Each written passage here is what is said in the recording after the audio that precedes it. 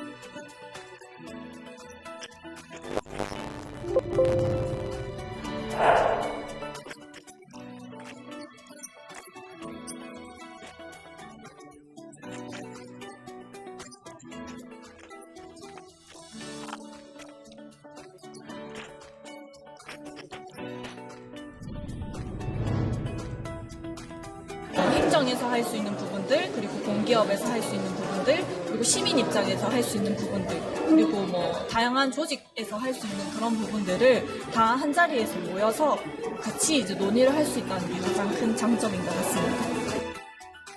이제 비슷한 이제 의견을 가지고 모여서 서로 간에 이제 소통할 수 있는 자리가 돼서 그게 너무 좋은 것 같습니다. 지방의 문제는 곧 나라 전체의 문제가 될 수 있다고 생각을 하거든요.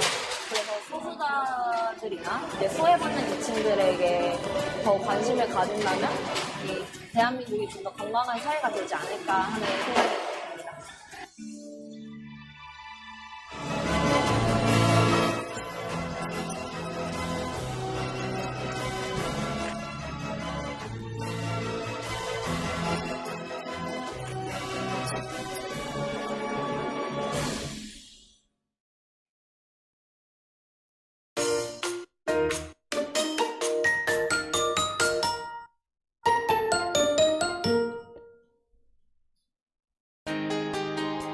여러분 안녕하세요.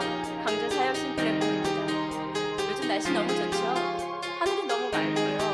우리가 놀러 가고 싶고 움직이고 싶은 마음도 자꾸 커지는 것 같아요. 그렇지만 광주 시민들의 열정을 모아 지역 문제 해결을 하려는 광주 사역심플랫폼은 여러분과 늘 함께 하겠습니다. 오늘은요, 그간 준비해왔던 사역심 포럼이 진행되는 날인데요. 오늘 포럼은 총 1부와 2부로 나눠서 진행하려고 합니다. 1부는 그간 준비해왔던 의제들의 협약식을 간단하게 진행할 거고요. 2부에는 귀한 손님들을 모셔서 포럼을 진행해 보도록 하겠습니다. 먼저 그간의 사회혁신 플랫폼 소식들을 좀 전해드리려고 하는데요.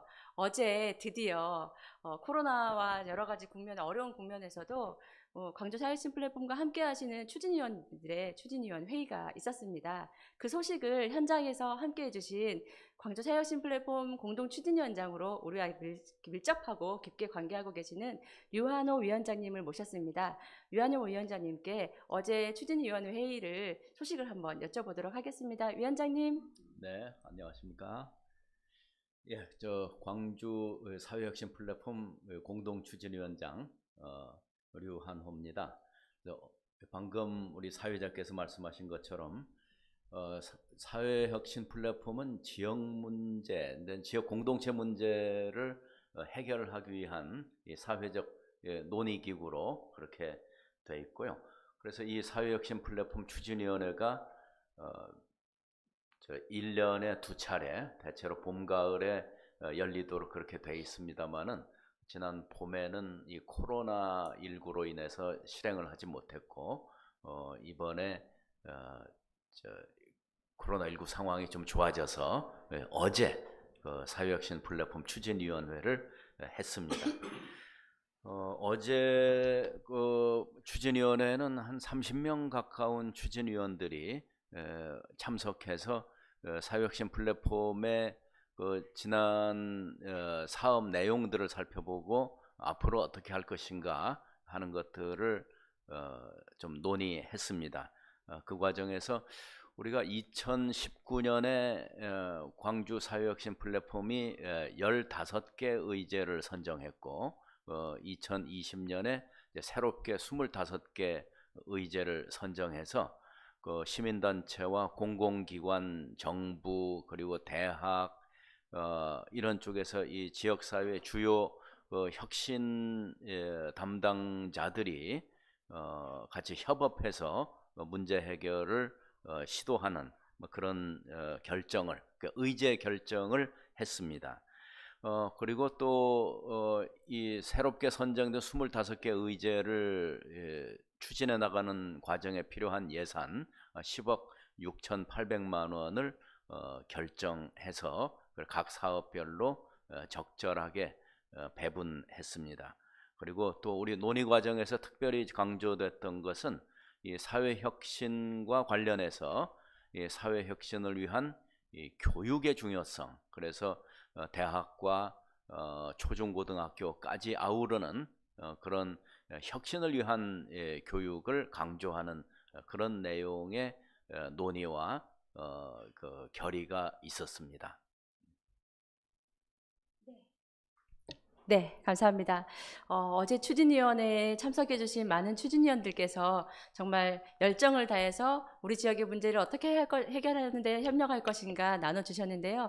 그 소식 잘 전해주신 우리 공동 추진위원장님께 잘 보이진 않지만 우리 줌으로 함께 하시는 시청자 여러분들과 유튜브로 함께 하신 시청자 여러분들, 네, 소리 없는 박수 한번 보내주시죠. 네, 고맙습니다. 네. 이렇게 추진기관들에 협력하는 광주 사회혁신 플랫폼들의 의제들은 어떻게 만들어지고 또 어떻게 선정되면서 실행되는지를 지금 광주 사회혁신 플랫폼 집행위원장으로 함께 계시는 이민철 위원장님께 한번 여쭤보도록 하겠습니다. 이민철 선생님. 네. 사회혁신 플랫폼 의제가 현재 35개가 집행이 실행이 되고 있는데요. 이 의제는 어떻게 만들어지냐면 첫 번째는 온라인 플랫폼 socialchange.kr 온라인 플랫폼의 의제를 제안해 주실 수 있습니다. 그리고 또 하나는 가장 간단한 방법인데요. 만날 때마다 그 의제에 대해서 이야기를 해 주시면 되고 또 전화로 의제를 제안해 주실 수도 있습니다. 그리고 저희가 사회혁신 현장 탐방이라고 해서 여러 가지 현장을 방문하고 있는데요. 현장에서도 사회혁신 의제를 제안해 주실 수가 있고 또 다양한 행사를 통해서 의제 제안을 받고 있습니다.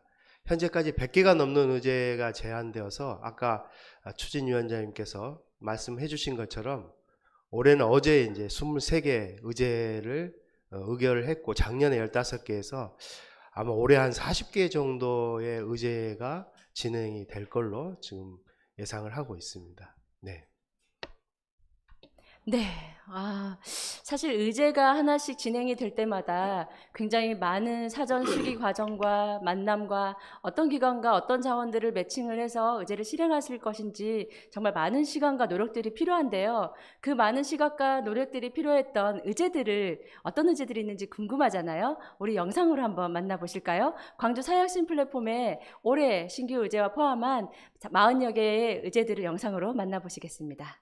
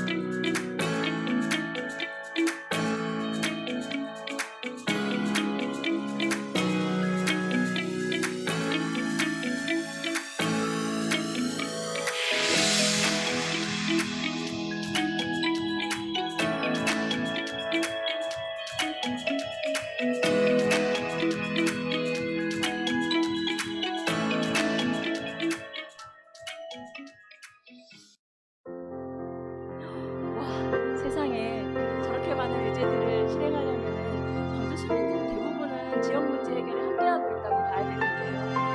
이 이야기들을 그냥 지나가고 성공을 보기에는 너무 아까워서 지금 의제 실행하는데 적극적으로 지금 서포팅을 하고 계시는 사회신 플랫폼의 이민철 집행위원장님께 이런 의제들은 어떻게 어떤 만남으로 진행이 되고 또 실행됐던 의제들 중에서 굉장히 어렵게 혹은 우리 시민들이 조금 더 관심을 가져야 되는 의제들은 어떤 것이 있는지 그 과정들을 잠깐 여쭤보려고 합니다. 집행위원장님, 네, 의제가 굉장히 많은데요. 네네. 이 의제들 중에서 뭐 작년부터 올해까지 전국 의제로 진행되는 것들이 있고 또 우리 네. 시민들이 좀 더 적극적으로 관심을 가져서 우리 곁에 변화들을 좀 같이 만들어내야 되는 의제들이 좀 있잖아요. 예, 예. 네, 소개 좀 해주시죠. 네, 작년부터 지금 올해까지 같이 2년 동안 진행된 의제들이 꽤 있는데 그중에 전국적으로 어느 지역이나 있는 문제가 있죠. 쓰레기 문제입니다. 그래서 쓰레기 문제 해결을 위해서 작년부터 올해까지 함께 해오고 있고 전국구제로 진행이 되고 있습니다. 어제 저희가 쓰레기 없는 가게, 그러니까 포장지, 플라스틱 없는 가게, 제로 웨이스트 샵이라고 하죠. 그 가게 오픈식도 어제 치렀고요. 또 하나는 이제 우리 지역의 또 대표적 의제, 미래 학습 도시를 만드는 의제들이 있죠. 청소년 주도 프로젝트, 그리고 평생학습 마을을 만들어가는 의제들이 작년부터 올해까지 지금 함께 진행되고 있습니다. 그리고 전국적으로는 지금 기후위기 문제가 아주 심각하기 때문에 기후위기 대응 의제는 우리 지역도 그렇고 전국적으로 함께 진행을 하고 있습니다. 또 하나 뭐 특이할 만한 의제는 최근에 자전거를 이용하는 분들이 아주 늘어나고 있죠. 그래서 자전거 여행 플랫폼이라고 할 수 있는 자전거 라도 의제가 있는데요. 자전거로 전라도를 여행할 수 있는 인프라를 구축하고 또 프로그램도 만들고 가이드들도 양성하고 해서 지금 진행을 하고 있습니다. 이런 일들이 지금 35개 정도 올해 현재는 이미 이제 종료된 의제를 빼고는 그 정도 지금 진행이 되고 있고, 그러다 보니까 이제 여기에 참여하는 분들이 어제 제가 보니까 몇천 명 정도 되던데 숫자가 기억이 안 나네요. 네, 올해는 벌써 5,500여 명의 시민이 그렇군요. 9월 달까지고요. 네. 작년은 약 6개월 정도 6,500여 명의 시민들이 함께 했더라고요. 네. 그래서 많은 시민들이 지금 이 의제를 기획하고 실행하는데 참여하고 계시고, 저희가 이제 지역 문제 해결 플랫폼을 지향하기 때문에 문제를 제안하고 뭐 행사를 하고 하는 것에 그치지 않고 문제가 해결될 때까지 끝까지 가본다, 그런 정신으로 해보고 있습니다. 네, 맞습니다. 이 사회 지역 문제를 해결한다는 것은 우리 사회적 난제들을 시민들이 함께 풀어나간다는 건데요. 그렇다면 우리 지역의 문제를 해결하는데 과연 시민들은 어떤 참여와 동참, 어떤 관심들을 가지면서 우리가 참여를 해야지 우리 지역의 문제들을 좀 더 적극적으로 해결할 수 있을까요? 이 부분에 대해서는 우리 공동추진위원장님이신 유한호 위원장님께 한번 여쭤보도록 하겠습니다. 네? 문제가 있는 것도 사실은 시민들에게 눌러주세요. 네, 문제가 있는 것도 시민들 옆에 가서 문제가 있고, 문제 해결 플랫폼이라고 하는 것은 그 시민들이 안고 있는 일상적인 문제를 해결하자 하는 생각입니다. 그래서 문제를 인식하는 것도 시민이고, 그 문제를 제기하는 것도 시민이고, 그 문제 해결 방법을 모색하는 것도 시민이고, 또 문제를 해결해서 구체적으로 그 해결의 이익을 거두는 것도 시민이고, 처음부터 끝까지 모두가 다 시민과 함께하고 시민들이 중심이 되고 시민들이 주도하는 일이 바로 문제 해결 플랫폼의 기본적인 일하는 방식이라고 보면 되겠습니다. 그래서 이제 시민들이 이 문제에 대해서 주변에서 제기된 문제에 대해서 끝없이 좀 같이 문제 제기해 주시고, 그리고 관심 갖고 또 문제 해결 과정에 같이 참여해 주시고, 막 그런 식으로 해나가면 좋을 것 같습니다. 그리고 그걸 위해서 문제 해결 플랫폼에, 우리 지역 혁신 플랫폼에 이제 온라인, 오프라인의 그 여러 그 통로들이 있으니까 그 통로들의 이제 접근 경로를 잘 파악해서, 물론 그것은 우리 플랫폼에서 잘 알려드려야 되겠죠. 잘 파악해서 이 일을 잘 해주시면 감사하겠습니다. 네, 잘 알려야 되겠죠. 네, 우리 지역의 문제에 좀 더 관심을 가지고, 그리고 문제를 문제라고 제기할 수 있으면서 그 문제를 함께 풀어나갈 수 있는 적극적인 참여가 우리 지역 문제를 더 해결할 수 있는 지름길이 아닌가 생각이 됩니다. 이미 광주는 사실 너무 잘하고 있는 것 같은데요. 우리 너무 잘하고 있는 광주를 위해서 파이팅 한번 외치고, 하반기 또 남은 시간과 앞으로 또 우리 지역의 변화를 가져올 그 많은 시간들에 참여하는 시민들에게 힘을 좀 실어주면 어떨까라는 생각이 듭니다. 그러면 좋을 것 같죠? 네. 부평위원장님, 우리 손 한번 모아볼까요? 네, 제가 살짝 뒤로 빠지겠습니다. 손 한번만, 네, 이렇게 조금만 가까이, 네. 해치지 않아요. 네, 손 한번 이렇게 모아서, 네, 광주 지역 문제 해결 플랫폼, 광주 사회혁신 플랫폼 파이팅 하면은 같이 파이팅, 시청자 여러분들도 함께 외쳐주세요. 지역 문제 해결 플랫폼, 광주 사회혁신 플랫폼 파이팅! 파이팅! 네, 그럼 우리 영상 함께 하시죠. 자,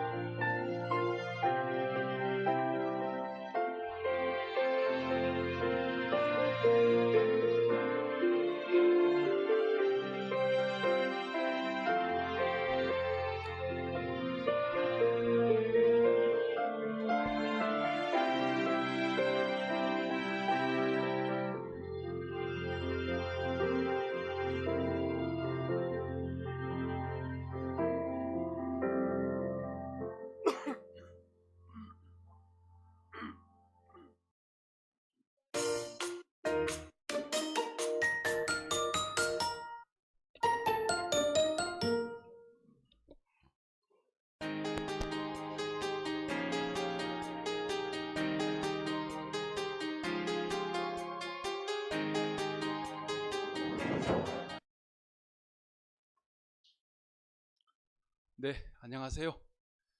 제1차 2020년 사회혁신 포럼을 시작하겠습니다. 오늘 진행을 맡은 저는 광주 도시재생공동센터 대표이사 안평환입니다. 반갑습니다. 오늘 제1차 사회혁신 포럼은 전 세계가 코로나 팬데믹으로 인해서 온라인 비대면 생방송으로 이렇게 진행이 되겠습니다. 코로나19로 인해서 위기의 상황이 일상화되다 보니까 상당히 지금 마을 단위나 지역사회에서 어려움이 대단히 많은 것 같습니다. 특히 마을 공동체 현장에서 활동하고 계시는 활동가들 그리고 주민들께서도 대단히 많이 힘들어하고 있는 상황인데 이 점을 같이 함께 극복할 수 있는 좋은 계기를 오늘 포럼을 통해서 만들어 갔으면 좋겠다는 말씀을 드리고 싶고요. 또 코로나19로 인해서 우리 사회가 이제 기후랄지 생태 또 자연 이런 것에 대한 관심이 많이 높아지고 있어서 특히 지금 하나뿐인 지구를 구해야 된다. 또 기후위기로부터 탈출하기 위해서 바로 즉각 행동해야 된다 하는 목소리들이 커져가고 있습니다. 그런 대안으로 지금 나오고 있는 것이 그린 뉴딜 또는 로컬 뉴딜이라는 이야기들이 나오고 있는데요. 이런 코로나19 포스트 코로나 시대에 로컬 뉴딜이 무엇이고 또 어떻게 펼쳐나가는 것이 좋은지 그리고 또 그동안 실천해왔던 과정과 또 그 성과들을 한 단계 좀 업그레이드 시킬 수 있는 그런 포럼을 위해서 오늘 자리를 마련했습니다. 오늘 전국에서 내노라고 하는 훌륭하신 분들을 모시고 이야기를 함께 나누고자 합니다. 오늘 진행은 두 분의 전국에서 모시는 전문가들 두 분 말씀을 듣고요. 패널 분들 두 분의 토론으로 이어가는 순서로 하겠습니다. 오늘 지금 시청하고 계신 시청자 여러분께 말씀드리고 싶은 것은 유튜브 라이브를 통해서 지금 생중계되고 있는데요. 그 채팅방을 통해서 의견도 주시고 또 문자를 주시면은 질문도 남겨주시면 저희가 토론하는 과정에서 여러분들 의견들이 반영된 가운데 토론이 진행될 수 있도록 그렇게 하겠습니다. 유튜브 보면 좋아요, 구독, 좋아요, 사랑입니다 이런 것도 하고 그러는데 재밌게 해보려고 하는데 재밌긴 하네요. 우리만 재밌나요? 네. 자, 오늘 이야기 손님으로 오신 유창복 소장님하고 또 이상훈 서울시의회 의원님을 모셨는데요. 이분들 이야기 손님으로 모신 두 분은 20분씩 발표를 좀 부탁드리고 패널로 참여하신 두 분께서는 7분으로 이렇게 제안을 해보고자 합니다. 그럼 먼저 첫 번째 이야기 손님으로 모십니다. 유창복 미래자치분권연구소 소장님 말씀을 먼저 듣고 진행하도록 하겠습니다. 포스트 코로나와 로컬 뉴딜이라는 주제로 말씀을 청해 듣도록 하겠습니다. 예, 안녕하세요. 소개받은 유창복입니다. 오늘 첫 이야기를 시작하도록 하겠습니다. 코로나로 많이 힘드시죠? 힘들지만 또 지역사회를 위해서 이 시간에도 많은 분들을 애를 쓰시고 또 혁신의제를 위해서 많은 분들이 관심을 가지고 있어서 어쨌든 통과할 것 같습니다. 통과해야 되고요. 그리고 이 자리도 여러분과 소통하기 위해서 많은 분들이 지금 수고하고 계십니다. 여러분들 되게 아름답고 편안한 영상을 보시지만 진짜 많은 분들이 여기서 애를 쓰고 계십니다. 진짜 감사드립니다. 예, 제목에 포스트 코로나와 로컬 뉴딜로 정해봤고요. 이 코로나가 몇 달 하고 말 줄 알았는데 이게 연내까지 가고 내년, 후년 이게 언제 끝날지도 모른답니다. 그래서 이제 코로나 바이러스를 끼고 살아야 된다. 그래서 위드 코로나라는 얘기를 하는 것 같습니다. 이른바 재난이 일상화되는 사회이고요. 또 아시다시피 이 코로나보다 훨씬 센 게 지금 이미 다 들어와 있다 그러죠. 예, 기후위기가 이미 우리 일상에 들어와 있습니다. 그래서 어쨌든 감염과 기후위기 재난 상황에서 위험 때문에 비대면을 하라고 하는데 비대면 여러분 지낼만 하십니까? 하루 이틀도 아니고 한두 달도 아니고 앞으로 몇 년간 언제 끝날지도 모르는 이 감염 재난 시대에 비대면으로 산다는 게 가능할까? 저는 어려울 것 같습니다. 어려운 정도가 아니고요. 비대면은 불평등합니다. 가장 없는 사람한테 먼저 와서 가장 깊게 후비고 가장 늦게 나간다고 합니다. 우리 아이들 어떡하죠? 돌봄의 대란입니다. 맞벌이 부부들 동동 거립니다. 조선가정은 어떡하죠? 한부모 가정은 어떡하죠? 이거 난립니다. 아이들 학교를 갈 수가 없고요. 집에 거의 감옥처럼 가다 두지만 애들이 미칠 지경입니다. 원격 수업 한다고 아이들이 컴퓨터에서 접근성이 멀어지면 어떡하지 걱정을 많이 했는데요. 그게 걱정이 아니랍니다. 오히려 컴퓨터 접근성이 너무 높아서 탈이랍니다. 원격 수업하는 기회에 잘 됐다. 학교 안 보내고 우리 애들 사교육 프로그램 잘 짜야지 하는 집 아이들도 있고요. 하루 종일 게임을 해도 누구 하나 챙기는 사람이 없는 집 아이들이 있답니다. 이 교육의 차이가 3년 후에 5년 후에 어떻게 벌어질지 여러분 상상이 되실 거라고 믿습니다. 아픈 사람들, 노인들, 약자들이 방치될 우려가 대단히 큽니다. 자영업자와 노동자들이 생존의 위기에 몰린 것은 더 말할 것도 없습니다. 결국은 비대면 감염의 위험 때문에 만나지 말자는 건데 비대면 하자니 삶이 무너지고 대면 하자니 감염이 걱정이고 그야말로 딜레마 상황입니다. 그럼에도 불구하고 비대면이 강조되는 이유는 원거리 이동하면 감염의 위험이 높아지기 때문이고 여러 사람이 한꺼번에 모이면 또 위험하고 또 모인 사람이 누가 누군지 모를 때 이게 대처가 불가능해서 그야말로 팬데믹으로 빠지게 되는 지름길이라고 합니다. 바로 이 세 가지 때문에 삶이 무너짐에도 불구하고 비대면을 강조하는 것 같습니다. 하지만 비대면으로 사는 거 말씀드린 대로 쉽지 않습니다. 저는 안 만나는 게 답이 아니라고 생각합니다. 만나되 안전하게 만나자. 원거리 이동이 위험하면 근거리 이동하자.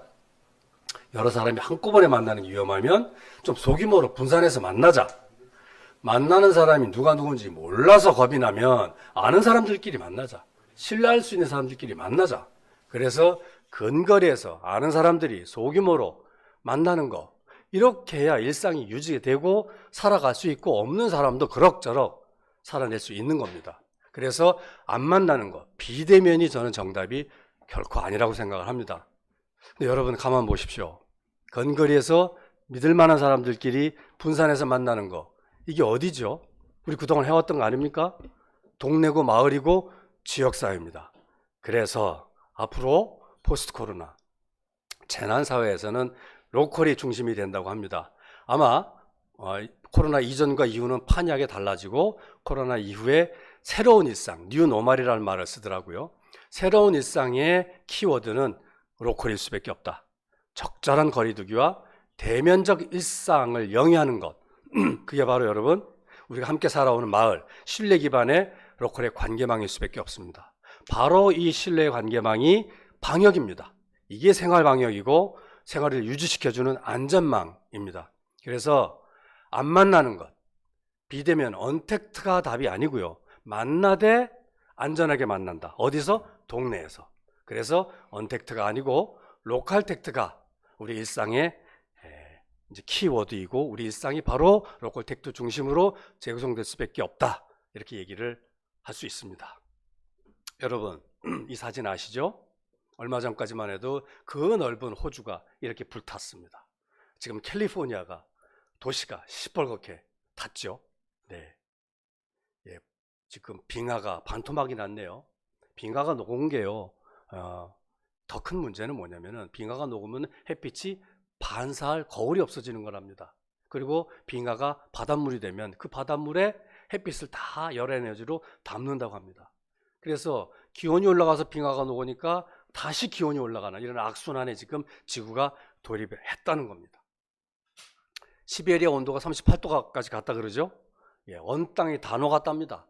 문제는 언 땅에 갇혀있던 메탄가스가 다 대기 중으로 다 흩어져 나왔대요. 메탄가스가 왜 위험하냐? 온실효과의 주법인 이산화탄소보다 온실효과가 20배, 30배나 세답니다. 이래서 다시 지구가 더워지면 또 동토가 녹고 이렇게 또 악순환에 빠지는 지금 그러한 상황에 지구가 놓여 있다는 겁니다. 여러분 이 그림 보십시오. 오른쪽에 메리치 마냥 있는 게 이 코로나랍니다. 왼쪽에 떡 벌리고 있는 게 기후위기랍니다. 코로나가 동네 양아치라면 기후위기는 조폭 수준이랍니다. 이게 코로나보다 몇백 배, 몇천 배의 위험을 가져올지 누구도 지금 예측할 수 없다고 합니다. 당해보지 않은 거여서. 어쨌든 어마어마한 크기로 재난이 올 거다라는 것만큼은 모든 과학자들이 이구동성으로 주장하고 있는 사실입니다. 어떻게 할까요? 이 기후온난화, 기후위기의 원인 이산화탄소를 급격히 줄여야 됩니다. 30년 내에 탄소 배출을 순제로, 탄소 중립으로 가지 않으면 이 위기를 벗어날 수 없다고 합니다. 30년 내에 제로를 만들려면 10년 안에 절반으로 줄여야 가능하다고 합니다. 여러분, 탄소 배출을 10년 안에 절반으로 줄인다는 게 어느 정도 목표일까요? 한등 끄기 열심히 하면 될까요? 아니랍니다. 올 한 해 전 지구가 코로나로 생산을 멈추고 소비를 줄이고 이동을 자제하고 해서 줄인 이산화탄소가 연말 기준으로 8%랍니다. 그럼 여러분 산수가 나오시죠? 10년 내에 50%를 줄이려면 이런 코로나가 10년 내에 67번 와야 된다는 겁니다. 이런 코로나를 거의 2년에 한 번씩 겪어야 50% 달성을 할 수 있다는 겁니다. 우리나라로 와볼까요? 우리가 IMF라고 겪었습니다. 그때 경제 성장률이 마이너스 5.1%였는데 탄소 배출 14%를 줄였답니다. IMF 같은 재난을 10년 내에 대번 겪으면 달성할 수 있는 목표가 절반 줄이기랍니다. 이거 만만치 않습니다. 그래서 저탄소 사회 하자, 이런 애매한 표현으로는 감당이 안 되는 목표입니다. 10년 안에 무조건 절반을 줄이고 거꾸로 역산해서 계획을 세우는 방식이 아니면은 답이 없는 목표다. 그런데요, 목표만 어려운 게 아니라 방해하는 사람이 있답니다. 누가 저항할까요? 탄소를 줄이자는데 누가 저항할까요? 탄소를 배출해서 돈을 버는 사람들, 탄소를 배출해서 기득권을 유지하는 사람들은 아마 저항할 겁니다. 알게 모르게 저항할 겁니다. 이 사람들이 돈도 있고 조직도 있고 유력한 정치인과도 많이 친합니다. 이 사람이 저항하면, 이 사람이 막으면 간단치 않습니다. 그리고요, 석탄 발전소를 폐쇄한다고 합시다. 그래야 또 이산화탄소를 가장 많이 배출하는 게 석탄 발전소니까. 그럼 석탄 발전소를 폐쇄하면은 거기에 고용되어 있던 근로자들 어떡하죠? 실업입니다. 해고입니다. 뭐 먹고 살죠? 그 사람들이 먹고 살 수 있는 대비책이 없으면 그 사람들이 반대하지 않을까요? 기득권자 이전에 그 사람들이 반대할지도 모릅니다. 기후위기 나 잘 몰라. 당장 내가 해고되면 내가 살 수가 없어. 이 상황까지 가게 되면 탄소 배출을 줄이자, 이건 물 건너가는 얘기입니다. 그래서 탄소를 배출 안 하는 전환을 통해서, 전환 때문에 불가피하게 불이익을 받는 사람에 대한 대책을 세우지 않으면, 이 불이익을 나누고 좀 줄이는 대책을 전 국가적으로 세우지 않으면 이 사람들이 반대하고 이 사람들이 반대하면은 이거는 물 건너가는 얘기다. 이걸 아마 정의로운 전환이라고 얘기한답니다. 탄소를 줄이는 것을 주장하는 건 못지않게 탄소를 줄이는 과정에서 불가피하게 발생하는 피해를 줄이는 정의로운 전환을 세계적으로 아주 구체적으로 계획을 세우는 논의를 지금 출발하지 않으면 우리는 이 목표 달성하기 어렵다. 이 얘기입니다. 여러분, 우리가 탄소를 아무리 많이 줄이고 정의로운 재난 계획을 아무리 세워도 여러분, 재난은 계속 닥치게 돼 있습니다. 왜? 지금 앞으로 닥칠 재난은 예전에 이미 배출한 탄소 때문에 발생하게 될 거랍니다. 지금 줄이는 거는 몇십 년 후에 나타난답니다. 그래서 지금은 탄소도 줄여야 해서 힘들고 또 재난이 계속 오니까 힘들고 이중의 고통을 우리는 앞으로 몇십 년 동안 겪어야 되는지 모릅니다. 그래서 없는 사람들, 이런 정도의 코로나로도 많은 사람들이 생존의 위기에 몰리는데, 이 난리인데 이거보다 더 센 게 계속 온다면 바로 없는 사람들이 일상을 유지할 수 있는 사회 안전망을 만들지 않으면 우리 다 함께 힘들어집니다. 그래서 사회 안전망을 체계적으로 만들어야 된다. 가장 확실한 안전망이 뭐죠? 네, 일자리입니다. 일자리. 일자리는 쉽게 늘지 않습니다. 성장하면 할수록 일자리 줄죠. 지금의 성장이라는 게 뭡니까? 노동을 적게 쓰고 자원을 많이 쓰면 혁신했다 그러고, 그 혁신해야 성장한다고 합니다. 자원을 많이 쓰니까 기후 위기가 생기고, 노동을 적게 쓰니까 실업이 생겨서 불평등한 겁니다. 이거 지구를 구하고 불평등을 약화시키려면 정반대로 해야 됩니다.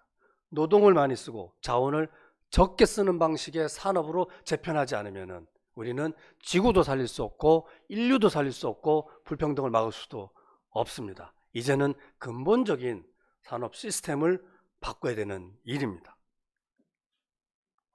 예, 로컬에서 이웃들과 안전하게 만나면서 일상을 영위해야 되는데 지금 당장 어렵습니다.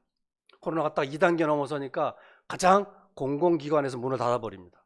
복지관 닫죠. 경로당 닫아버리죠. 도서관 닫아버립니다.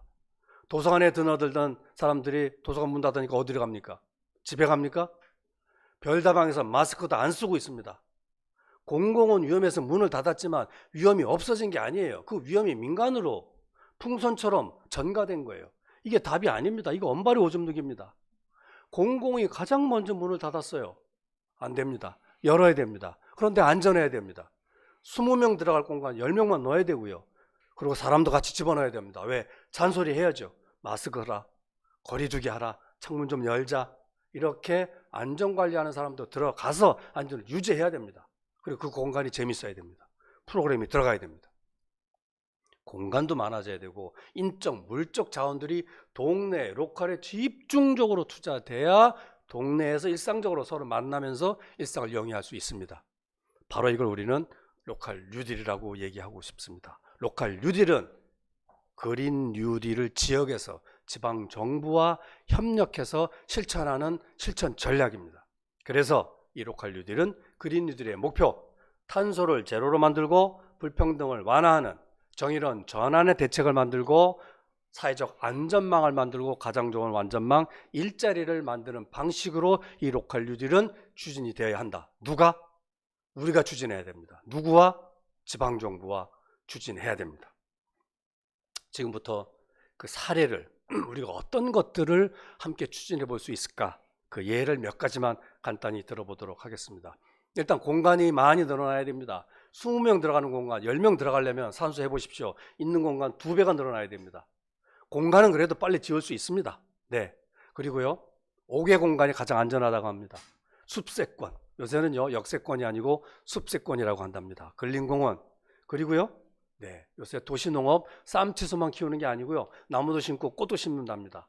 그래서 마을 정원처럼 풍성하게 꾸며서 사람들이 만나고 안전하게 거리두기 하면서 관계를 맺을 수 있는 5개 공간을 많이 만들어야 됩니다. 그럼 이 공간에서 생태 프로그램도 하고 애들, 어르신들 프로그램도 굴리고 이게 다 동네 일자리입니다. 일자리도 만들고 동네에서 만나면서 안전하게 살아가는 것, 이게 바로 재난시대에 가장 중요한 도시의 인프라 숲세권이라고 할 수 있습니다. 예, 그 다음에 어쩌면 더 중요한 게 의료체계입니다. 병상과 의료인이 부족하면요 팬데믹으로 그냥 전환합니다. 예, 이 관리 시스템이 붕괴되지 않는 적정 병상 더 만들어야 됩니다. 그런데 영리에서는 안 만들죠. 여러분 다 보셨잖아요. 영리에서는 돈을 벌어야 되기 때문에 병상을 유지할 수 없어요. 공공의료체계가 더욱더 확대돼야 되는데 한꺼번에 많은 병상을 만들면 위험해요. 분산해야 돼요. 결국은 동네 단위의 병상이 만들어질 수밖에 없다는 겁니다. 그래서 로컬 단위의 공공의료체계가 더욱 확대돼야 한다. 두 번째는 의료인입니다.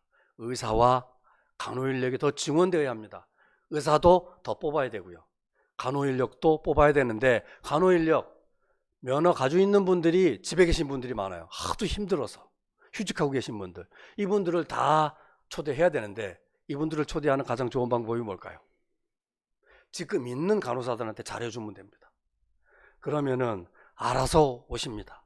지금 있는 의료 인력들에 대한 처우를 확실하게 합리적으로 더 올리고 안정적으로 방역 전선에서 일할 수 있도록 시스템을 짜야 되는데 이것만으로는 부족합니다. 동네에서 맞잡아야 됩니다. 공공의료체계와 동네 돌봄망이 협업해야 원활하고 충분하게 방역 수요를 감당할 수 있습니다. 이제는 방역, 보건, 의료, 일상지원, 생활지원 이게 구분되지 않습니다. 이게 다 통합돼서 동네 단위의 공공의료와 마을 돌봄망이 결합해서 함께 힘든 사람들을 챙겨 나가야 됩니다. 아마 이 과정에서 일자리 또 생기지 않을까요? 케어 매니저, 케어 플래너, 운동치료, 마을 맥가이버 이런 사람들이 다 동네에서 재난을 이겨나가는 소중한 필수 노동으로 작동하도록 우리는 해야 되겠죠. 마을학교, 아까 말씀드렸듯이 애들 어떡합니까? 학교도 못 보내고 집에 가둬둘 수도 없고 답은 분명합니다. 동네에 풀어놓고 아이들이 지낼 수 있도록 해야 됩니다. 그럼 여러분, 제일 중요한 게 뭘까요? 애들이 동네에서 지내려면 동네 전체에 와이파이가 팡팡 잘 터져야 됩니다. 이게 기본이고, 아이들이 가서 즐겁고 안전할 수 있는 공간 만들어야 되고, 그리고 의미 있고 여기서도 배울 수 있는 학습이 일어나는 프로그램들이 많이 개발돼야 되고, 이거 누가 하죠? 선생님들만으로 힘듭니다.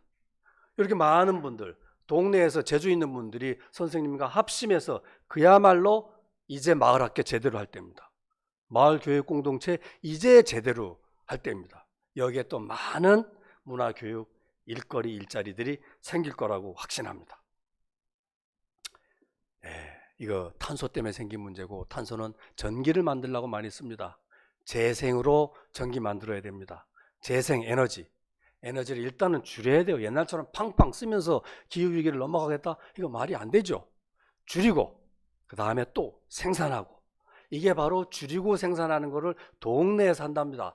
발전소 안 지어도 동네에서 할 수 있답니다. 요새는 스마트 그리드라고 전기만 왔다 갔다 하는 게 아니고요. 전선에서 이게 전기 사용 생산량 데이터가 다 왔다 갔다 한답니다. 이걸 스마트 그리드라고 하는데, 스마트 그리드가 동네 단위로 깔리면 동네에서 발전소 하나 짓는 역할을 한답니다. 그걸 가상 발전소라고 한답니다. 우리 자치구에 동별로 발전소 하나씩 다 만들어서 우리가 쓰는 전기는 우리가 만들어 써야 됩니다. 여기에 많은 일자리가 또 생길 겁니다. 특히 도시에서는요, 건물에서 이 탄소가 많이 나온다고 합니다. 30년 된, 20년 된 건물, 이거 그린 리모델링 다 해야 됩니다. 그래서 탄소 배출을 대폭 줄이고요. 이거 그린 리모델링 하면서 뭘 하면 좋겠어요? 어르신들 안 넘어지게 안전하게 집수리해야 됩니다. 그래서 주거 복지와 그린 리모델링을 한꺼번에 달성하는 거, 이거 마을 관리소가 합니다. 이 얘기는 제가 더 하면은 이상원 의원님이 혼내십니다. 이상원 의원님이 자세하게 생생한 사례를 말씀드릴 테니까 건너뛸랍니다. 폐기물, 아까 우리 의제에서도 말씀을 하시는데, 이제 버리면 안 됩니다. 그동안 버려서 태우거나 묻었는데요, 태우면 안 돼요. 공기오염돼요. 묻는 거 이제는 묻을 데가 없어요. 매립지가 없어요. 도시에서는요, 인근에다 돈 주고 묻었어요. 근데 그 인근에 사는 주민들이 싫대요. 우리 동네가 쓰레기통이냐고, 그 돈 안 받겠다고, 니들이 버린 거 니들이 처리하라고. 도시에서는 묻을 데가 없어요. 안 버릴 수도 없어요. 그럼 어떡합니까? 버리는 게 쓰레기가 아니고 자원이어야 돼요. 그래서 자원을 순환해야 됩니다. 순환 자원이 되려면 분리 배출하고 분리수거해야 되는데, 이거 동네 단위로 안 하면 지켜지질 않아요. 그래서 동마다 두세 개씩 분리수거 거점을 만들어서 여기에 다 일거리를 배치해서 동네 단위로 안면 관계에서 분리 배출하는 이 시스템을 다 만들어야 한다. 이미 많은 분들이, 여러분들이 이미 의제로도 만들고 실행하고 있는 걸로 알고 있습니다.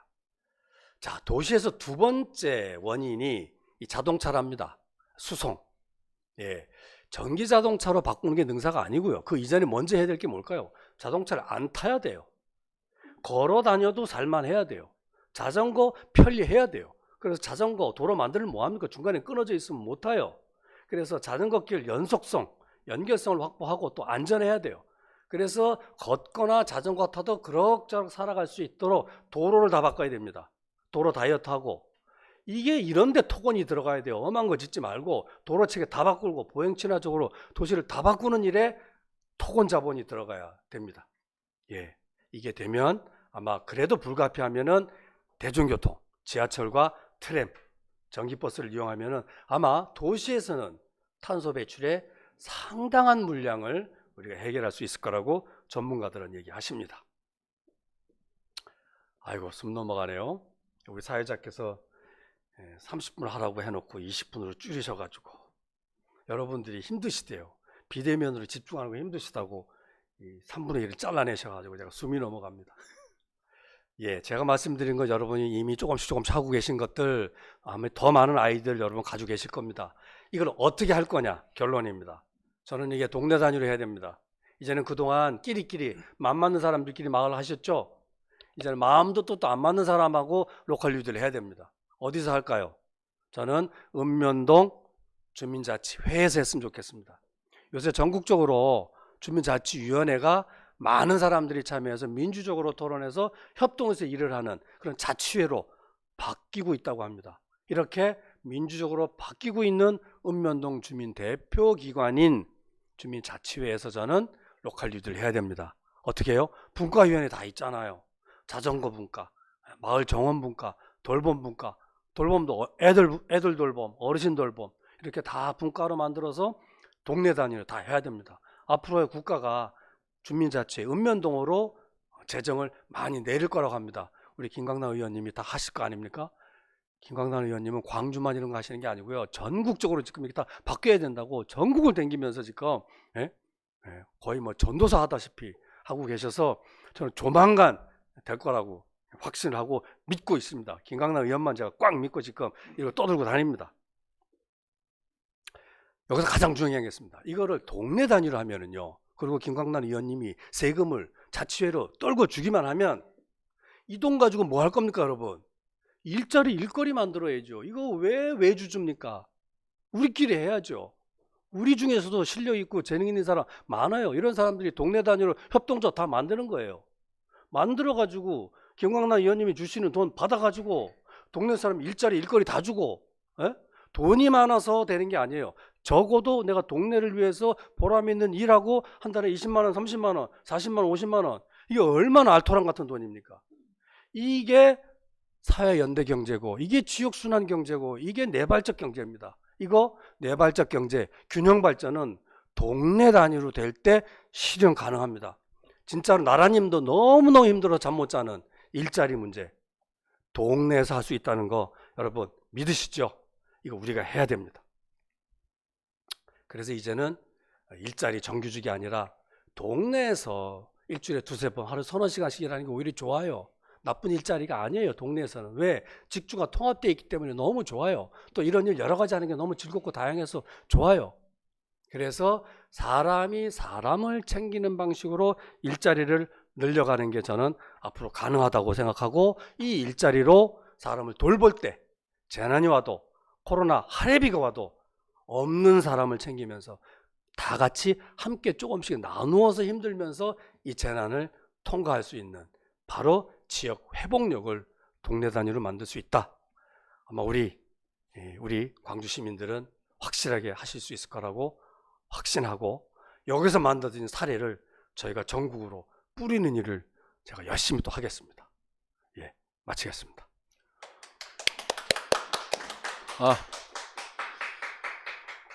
네, 감사합니다. 제가 30분을 드려야 되는데 제가 유튜브를 자주 보다 보면 20분 넘어가면 집중력이 잘 안 돼요. 그래서 제가 조금 강압적으로 10분만 좀 줄여달라고 했습니다. 죄송합니다. 유창복 소장님께서 니드 코로나 시대에 우리가 나갈 방향이 그린 뉴딜, 로컬 뉴딜이다라는 말씀을 강조하시면서 이제 지역의 로컬에서 문제 해결을 위해서 우리가 지역 순환 경제를 구축하고 또 그런 순환 경제 구축하는 과정이 로컬 일자리를 마련하는 과정일 수도 있다는 말씀을 하시면서 저에게 소중한 말씀을 정리해 주셨습니다. 지금 여러분들께서는 제1차 광주 사회혁신 포럼을 듣고 계십니다. 구독과 좋아요 해 주셔야만이 힘나고 지금 그렇습니다. 이렇게 구독과 좋아요 이렇게도 해야죠. 이렇게 너무 유창복 소장님 너무 말씀을 잘하시고 너무 잘하셔가지고 뭐 듣는 사람들이 이거 나도 저렇게 말할 수 있을까 걱정을 많이 할 수도 있습니다. 그런데 재밌게 한번 해보겠습니다. 저만 재밌는 거예요 지금 보니까. 예. 네, 그리고 오늘 지금 채팅방에 여러분들 의견도 좀 주시고요. 또 질문사항이 있으시면 질문도 좀 남겨두시면 이후 함께 이야기 나눌 수 있는 시간 그렇게 갖도록 해보겠습니다. 자, 두 번째 이야기 손님을 모시고자 합니다. 첫 번째 유창복 소장님께서는 지금 오늘 포럼의 어떤 주제 발표적 성격으로 말씀을 좀 해주셨다면 두 번째 손님은 그런 구체적인 그 로컬랩 시범 사례를 충분히 여러분들에게 좀 자세히 설명을 해드릴 것 같습니다. 아마 제가 알기로는 그 마을 공동체 활동을 열심히 하셔가지고 서울시의회까지 진출하신 분이 아닐까 그런 추측을 좀 해보는데요. 우리 이상훈 서울시의 의원님을 모시고 구체적인 말씀 좀 들어볼 수 있도록 하겠습니다. 여러분 큰 박수로 뭐 지금 듣고 계시지만 뭐 이렇게라도 이렇게 박수로 한번 맞이해 주시길래요. 감사합니다. 네. 네. 네. 시작할까요? 아무튼 이상훈 시의회 의원님께서 말씀을 왜 로컬 랩인가 하는 주제로 이제 말씀을 해 주실 텐데요. 아마 여러분들에게 구체적인 또 사례와 함께 말씀을 해 주셔서 우리 지역으로는 큰 도움이 되지 않을까 싶습니다. 이상훈 시의원님 모시겠습니다. 예, 안녕하세요. 예, 빛골 광주의 시민들께서 이렇게 소중한 자리 불러주셔서 한 걸음에 달려왔습니다. 예, 마을이 배출한 서울시의원 이상훈입니다. 반갑습니다. 예, 앞에 우리 유창복 소장님이 아주 꼭 필요한 말씀이셔서 오랫동안 짧지 않게 해주셨지만 저는 우리 시청자들을 위해서 좀 제 발표 시간을 좀 줄이도록 하겠습니다. 예, 로컬 랩, 뭐 영어인데요.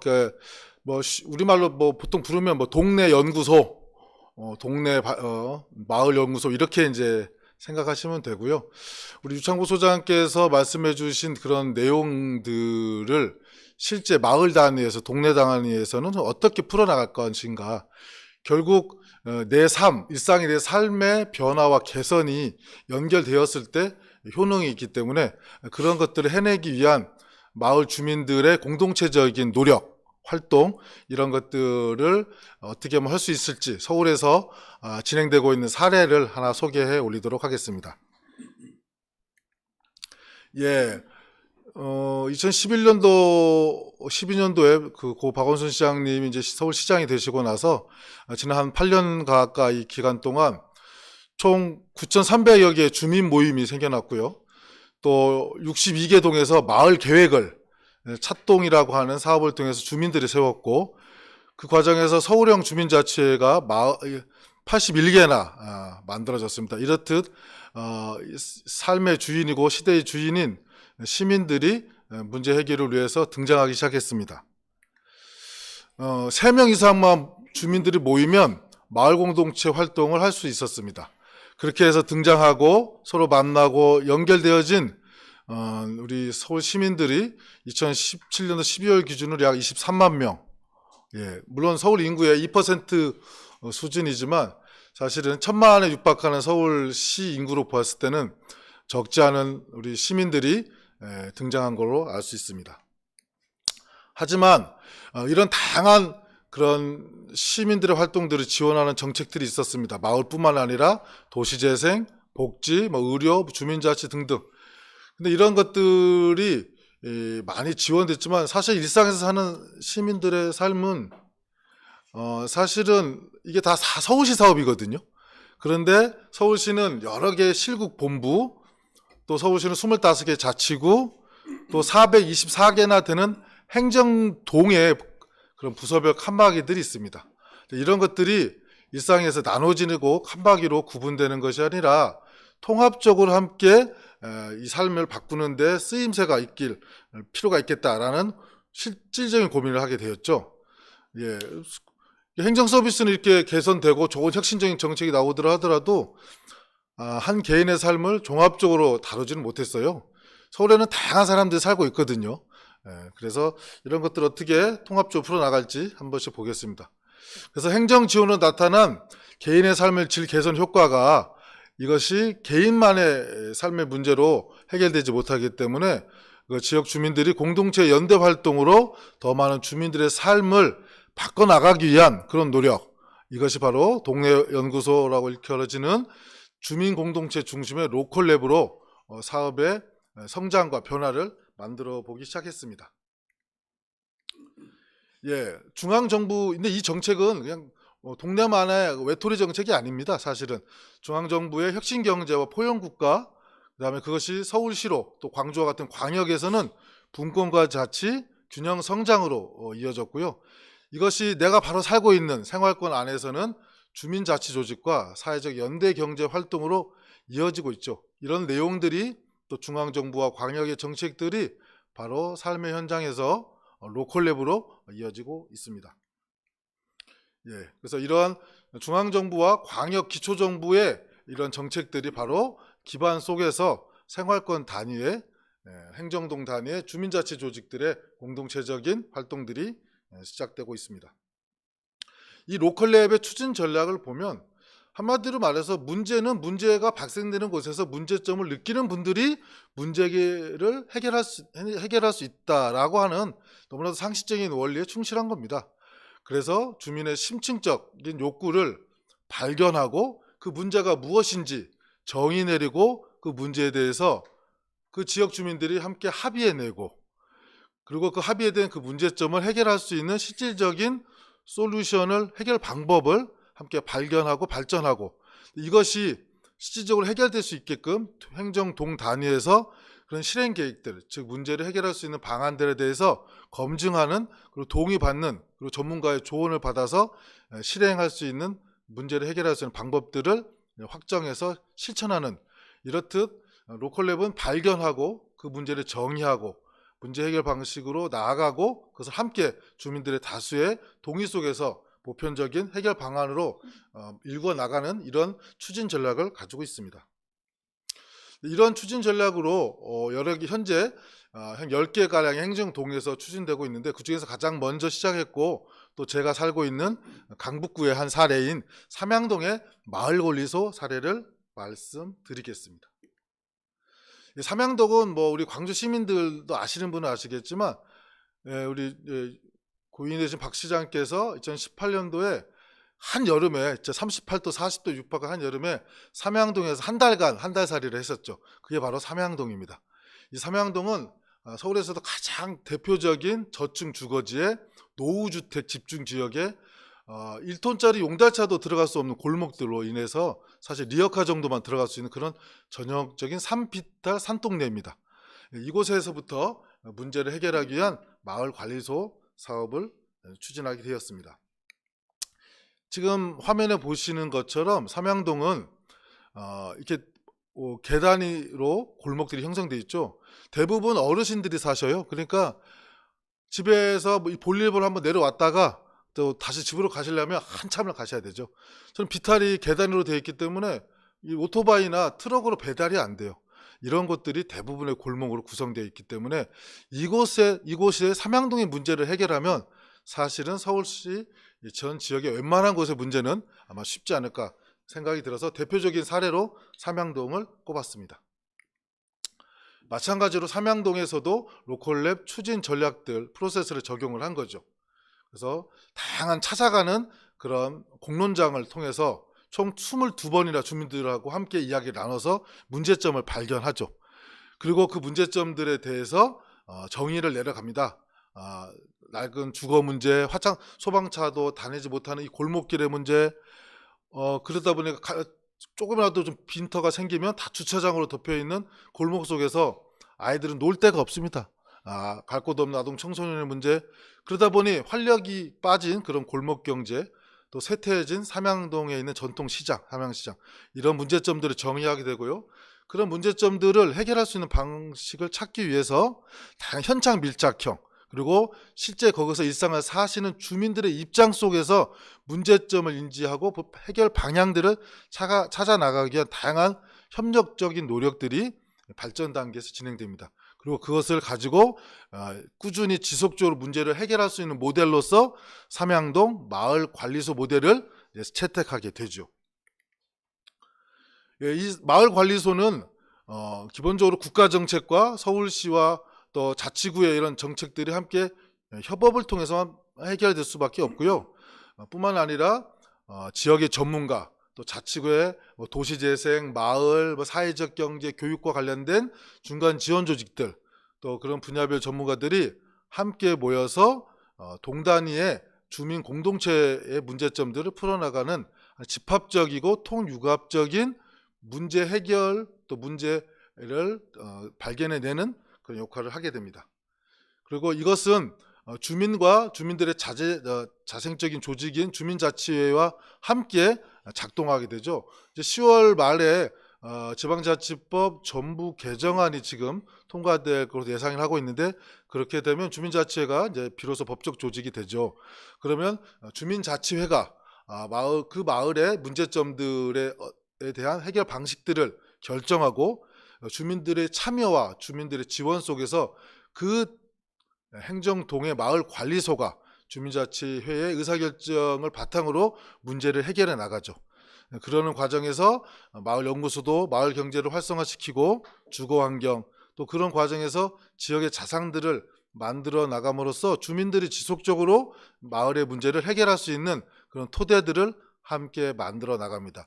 이런 것들이 다른 게 아니라 바로 주민들의 자발적인 자치조직인 행정동마다의 주민자치회로 규결되고 거기서부터 다시 시작된다는 점이 기존의 일반적인 커뮤니티 조직들과 차별성을 갖는 중요한 지점이라고 할 수 있겠습니다. 그래서 이렇게 만들어진 삼양동 마을관리소는 1년차, 2년차, 3년차 동안 서울시가 매년 7천만 원가량의 예산을 지원하게 되고요. 그 예산의 70%를 인건비로 쓸 수 있다는 특징을 갖습니다. 즉 문제 해결의 으뜸은 바로 활동가가 지역 주민들과 밀착해서 문제를 해결하는 겁니다. 사실 큰 인프라라든지 토목공사를 해서 해결할 문제가 마을에 있는 것이 아니거든요. 그래서 왼쪽에 나와 있는 것처럼 다양한 영역들의 사업들을 우리 지역에 밀착된 주민과 늘상 만나는 지역 주민활동가들, 전문가 활동가들이 연차별로 계획을 가져나갑니다. 바로 이런 마을 관리소의 대표 사례인 삼양동 마을관리소가 바로 다음 주 목요일 드디어 사무실을 오픈하게 됩니다. 그래서 일부러 제가 초대장을 가지고 왔는데요. 우리 광주 시민들은 멀어서 오실 수 없겠지만 제가 대신 축하의 말씀들을 전하고, 아마 이어서 바로 우리 빛골 광주에서도 우리 삼양동 마을관리소보다 더 알찬 그런 마을관리소를 아마 이제 앞으로 토론해 주실 분들의 노력으로 아마 만들어질 것 같습니다. 제가 요 마을 관리소 활동들이 사무실 오픈 이후에 또 활발하게 더 진행될 텐데요. 그런 것들을 소상하게 또 우리 동료이신 우리 김광남 의원님을 통해서 광주에도 전파해 드리도록 하겠습니다. 예, 지금 현재 서울시는 이러한 로컬랩 지원 사업이 크게 서울시 지역 공동체 담당관실과 또 마을 공동체를 지원하는 종합지원센터를 통해서 두 가지 방향으로 진행되고 있는데요. 사업에 큰 차이는 있는 건 아니고요. 이게 시도 직접적으로 사업을 하고 있고 중간지원직도 함께 일을 하고 있습니다. 좀 차이는 시가 직접 하는 사업은 연차별로 계속 신규 마을관리소 사업지들을 선정해서 로컬랩을 추진하고 있고요. 그 다음에 마을 공동체 종합지원센터는 일단 시범으로 5개 신규 사업지를 선정해서 외부 전문가와 마을 공동체 센터 현장 주민들이 함께 문제를 해결한 두 가지 방식을 갖습니다.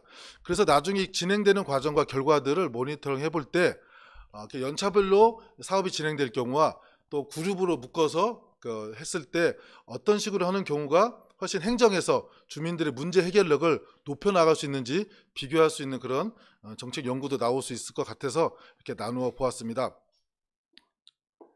예, 물론 이런 것들이 앞으로 안정적으로 지속되기 위해서는 제도적 보완과 정비가 필요합니다. 현재 마을관리소는 건축법, 도시재생특별법, 장애인, 고령자 등 주거예약자에 관한 법률, 주거기본법 등이 마을관리소의 법적 근거로 활용되고 있습니다. 특히 삼양동 같은 경우 65세 이상 고령인구가 많기 때문에 주거약자 주거지원센터 같은 것이 유사한 그런 조직의 제도적 근거가 되고 있는데요. 하지만 아까도 말씀드린 것처럼 2020년 하반기 지방자치법 전부 개정이 된다면 주민자치회가 실질적인 주민들의 자치조직으로 법적 지위를 갖기 때문에 마을관리소도 마치 아파트 단지에 입대위가 있고 관리사무소가 있듯이 주민자치회가 있고 저층 주거지들이나 노후주택의 마을관리소가 그러한 관리사무소 역할을 할 수 있을 것 같은데요. 그러기 위해서라도 주민자치회의 마을 단위 문제 해결 정책 수단으로 마을관리소가 자리 잡기 위해서 별도의 제도 정비가 필요합니다. 그래서 제가 서울시 의원으로서 내년 상반기 중에 마을관리소 설치와 운영 지원에 관한 조례를 발의를 준비하고 있고요. 이미 안은 다 준비가 되어 있습니다. 행정하고 함께 협력해서 주민들이 당신들의 문제를 당신의 삶 속에서 해결해 나가는 우리 동네 연구소, 동네 발전소, 마을관리소가 로컬의 문제를 해결할 수 있는 또 다른 우리들의 소중한 실행 수단이 될 수 있도록 함께 노력하겠습니다. 고맙습니다. 네.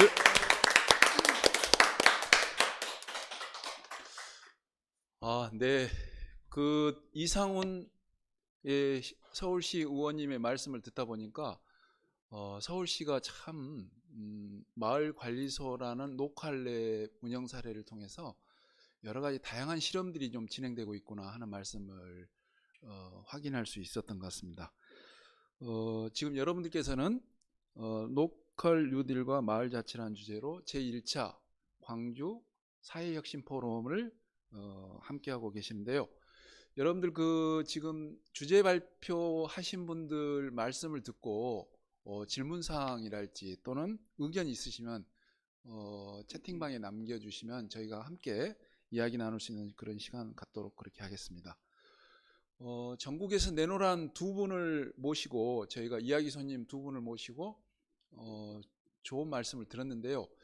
이제 그 두 분의 주제 발제 강연 내용을 듣고 또 두 분의 패널을 통해서 여러분과 함께 이야기를 심도 깊게 이어가 보려고 합니다. 여러분들 너무 잘 아실 텐데 우리 지역에서 지금 마을 공동체와 주민자치 하면 아마 5손가락 안에 들 정도로 유명하신 두 분을 모셨는데요. 토론자로 박필순 광주마을연대 준비위원회 추진위원님과 그 김광란 광주시의 의원님을 두 분을 모셨는데요. 먼저 첫 번째 패널로는 박필순 추진위원님께서 먼저 말씀을 듣도록 그렇게 하겠습니다.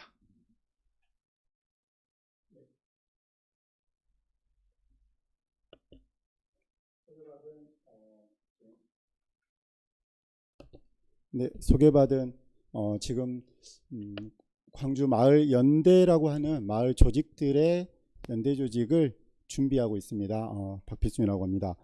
저도 뭐 전문가라기보다는 저도 현장에서 제 마을은 일곡마을인데요. 일곡마을에서 열심히 활동을 하고 있는 박필순입니다. 앞서서 우리 유창복 선생님과 그리고 이상훈 의원께서 말씀해 주신 대로 지금 코로나 위기와 기후 위기에 직면되어 있는 상황에서 이것을 해결해 갈 수 있는 과정으로 봤을 때는 일상생활의 중심이 이제 마을과 동네에서 진행 될 거라고 보고 있는 거고요.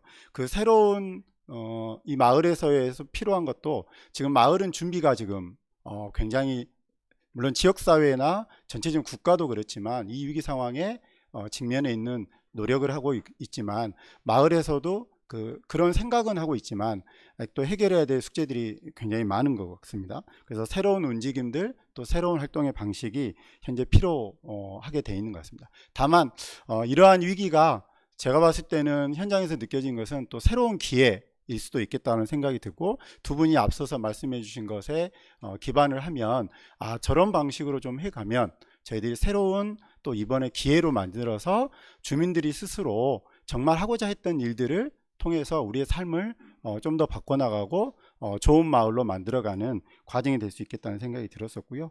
그러한 다양한 우리 마을의 문제들 또 마을 중심으로 재난의 문제뿐만이 아니라 우리 동네의 많은 문제들을 해결해 갈 수 있는 힘을 갖기 위해서 아까 자치적으로 주민자치회와 더불어서 마을 연구소 격인 로컬랩 그리고 마을 관리소 그래서 동네에서의 관련한 일자리들을 만들어내는 일들이 매우 중요하게 될 것 같습니다.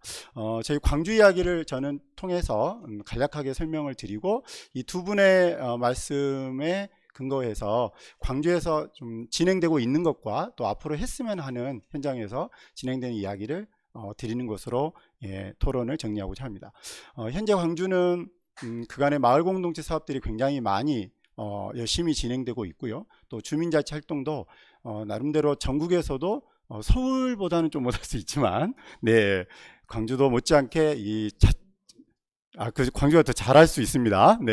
광주도 제가 어쨌든 공동체 또 전통이 있고 주민자치의 전통이 있는 지역인 만큼 자체 활동도 굉장히 활발합니다. 다만 이제 단기적인 공모 사업에 저희가 한계를 벗어나지 못하고 있는 어려움들이 있는 거고요. 그래서 마을에서 스스로 주민들이 자치적으로 그리고 자립적으로 지속 가능한 마을 활동을 할 수 있을 때 이 문제를 능동적으로 해결할 수 있다고 저는 봅니다. 그래서 그렇게 마을 활동을 하는 이 주민 사람들이 성장하고 스스로 문제를 해결할 수 있는 그런 주민자치 조직을 만드는 것과 또 마을 기반의 사회적 경제 기반을 만드는 것이 중요하리라고 보여집니다. 그걸 몇 가지를 이야기 드리면 제가 지금 화면이 새로운 화면이 있어야 되는데 바뀐 화면이 아니라 이전 거에서 제가 내용이 없는 것까지 좀 보완해서 설명을 드리도록 하겠습니다.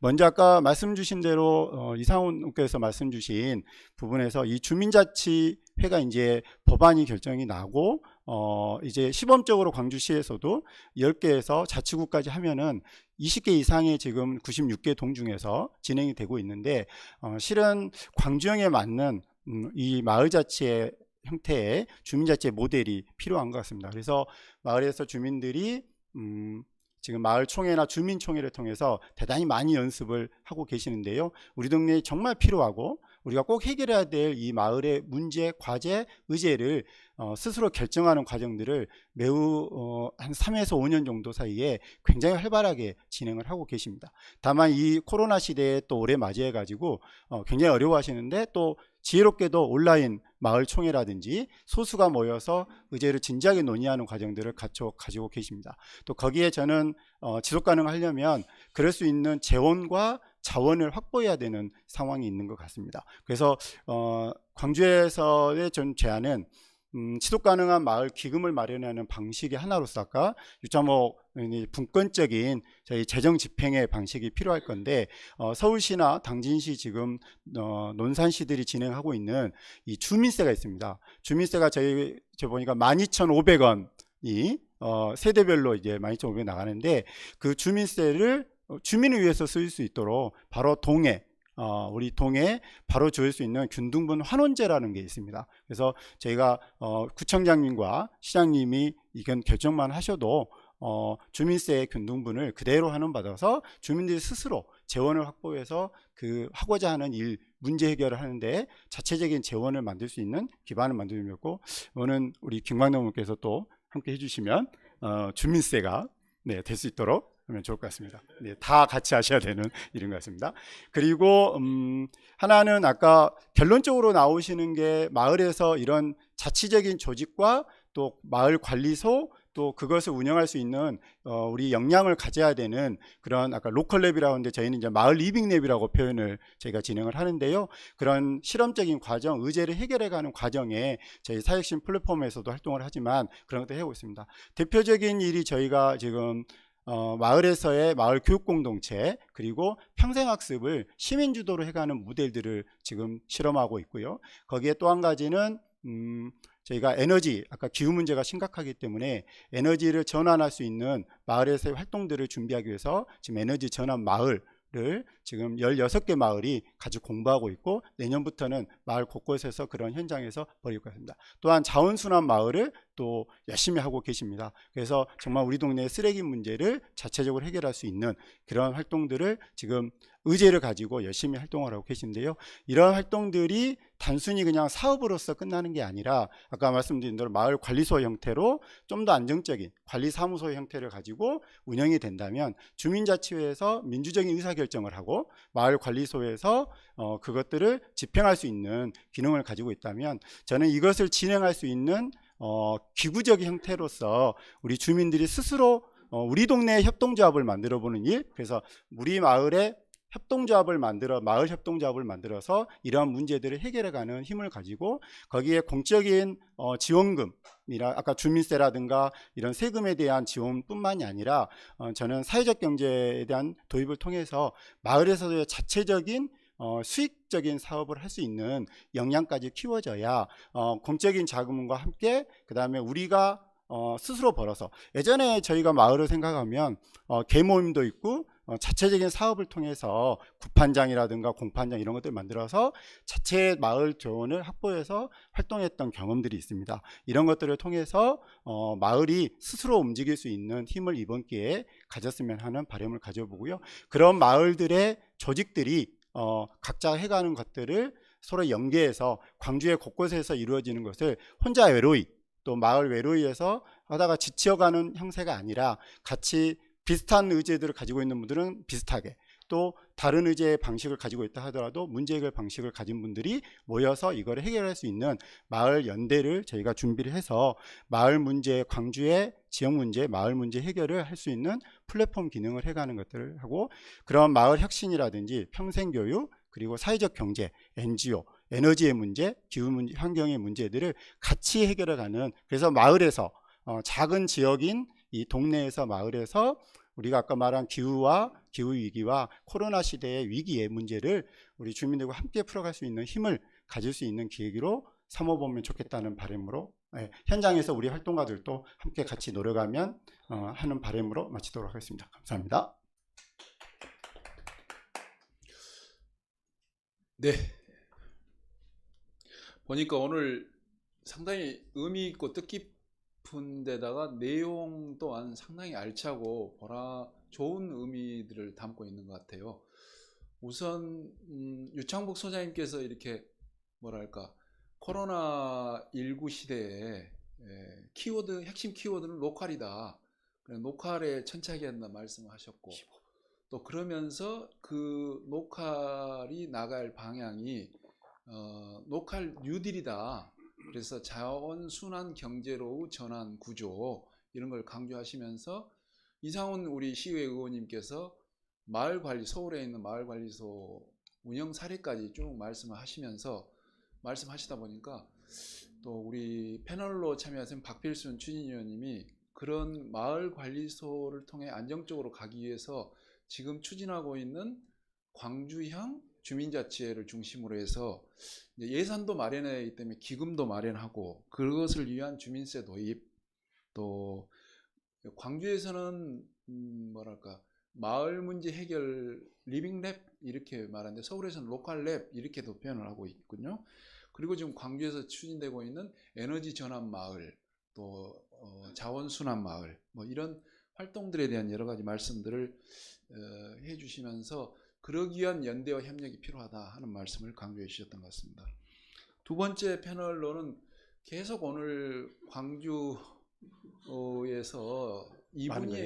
이분이 없이는 도저히 이런 일들을 할 수 없다 이런 결론들을 지금 내고 있는데요.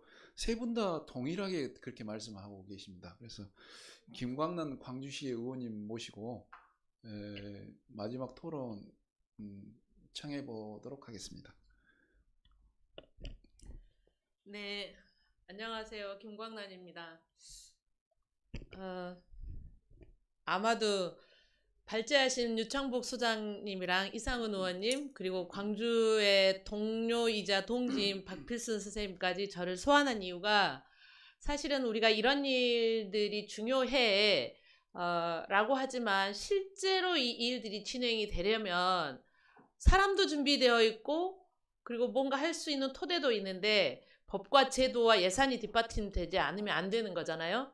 그래서 네, 제가 카메라를 잘못 보고 있었네요. 네, 이게 온라인 생방송이라 보고 있는 시청자 여러분, 제가 이런 거 별로 떨지 않은데 세 분이 저를 다 소환하신 바람에 어깨가 무거워가지고 그랬습니다. 그래서 의회에 있는 정치가 뭘 어떻게 할까? 이게 이제 저한테는 굉장히 책임감으로 다가오고 사실은 오늘 포럼에서도 지금 마지막 토론자로 저를 소환한 이유가 의회에서 너 뭐 할 거야? 너 이거 해! 라고 주문하기 위한 거라고 생각하고 그걸 제가 하겠다 다짐하기 위해서 이 자리에 있습니다. 근데 의회에서 그럼 뭘 어떻게 할 거냐 제가 그 말씀을 드리기 전에 여러분들하고 하고 싶은 얘기가 딱 하나 있습니다. 지금 당장 우리가 함께 할 수 있는 일이 뭘까 이걸 함께 생각해 보면 좋겠습니다.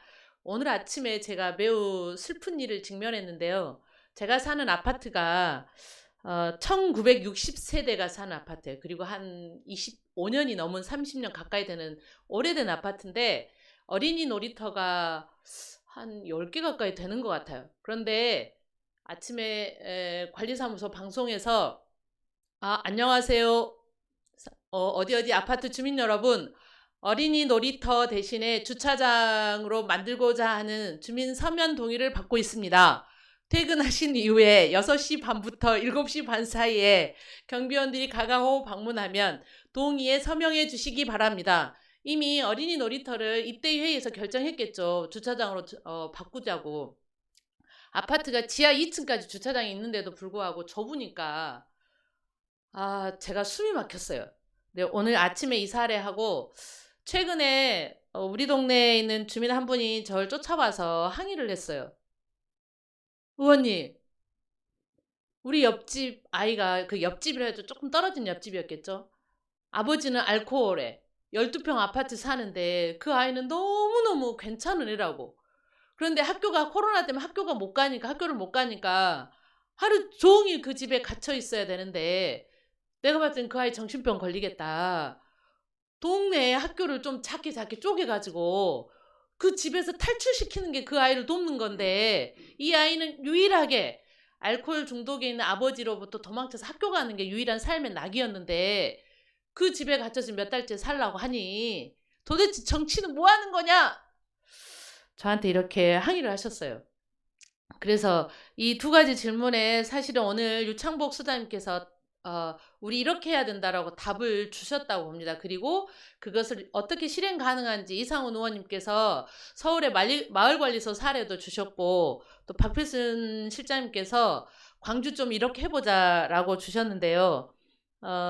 지금은 계속 우리가 얘기하는 것처럼 뭐 기후위기, 기후변화, 기후재난 시대에 실제로 사회적으로 약자인 사람들한테 훨씬 강하고 상처가 크게 폭풍이 몰아치는 거잖아요.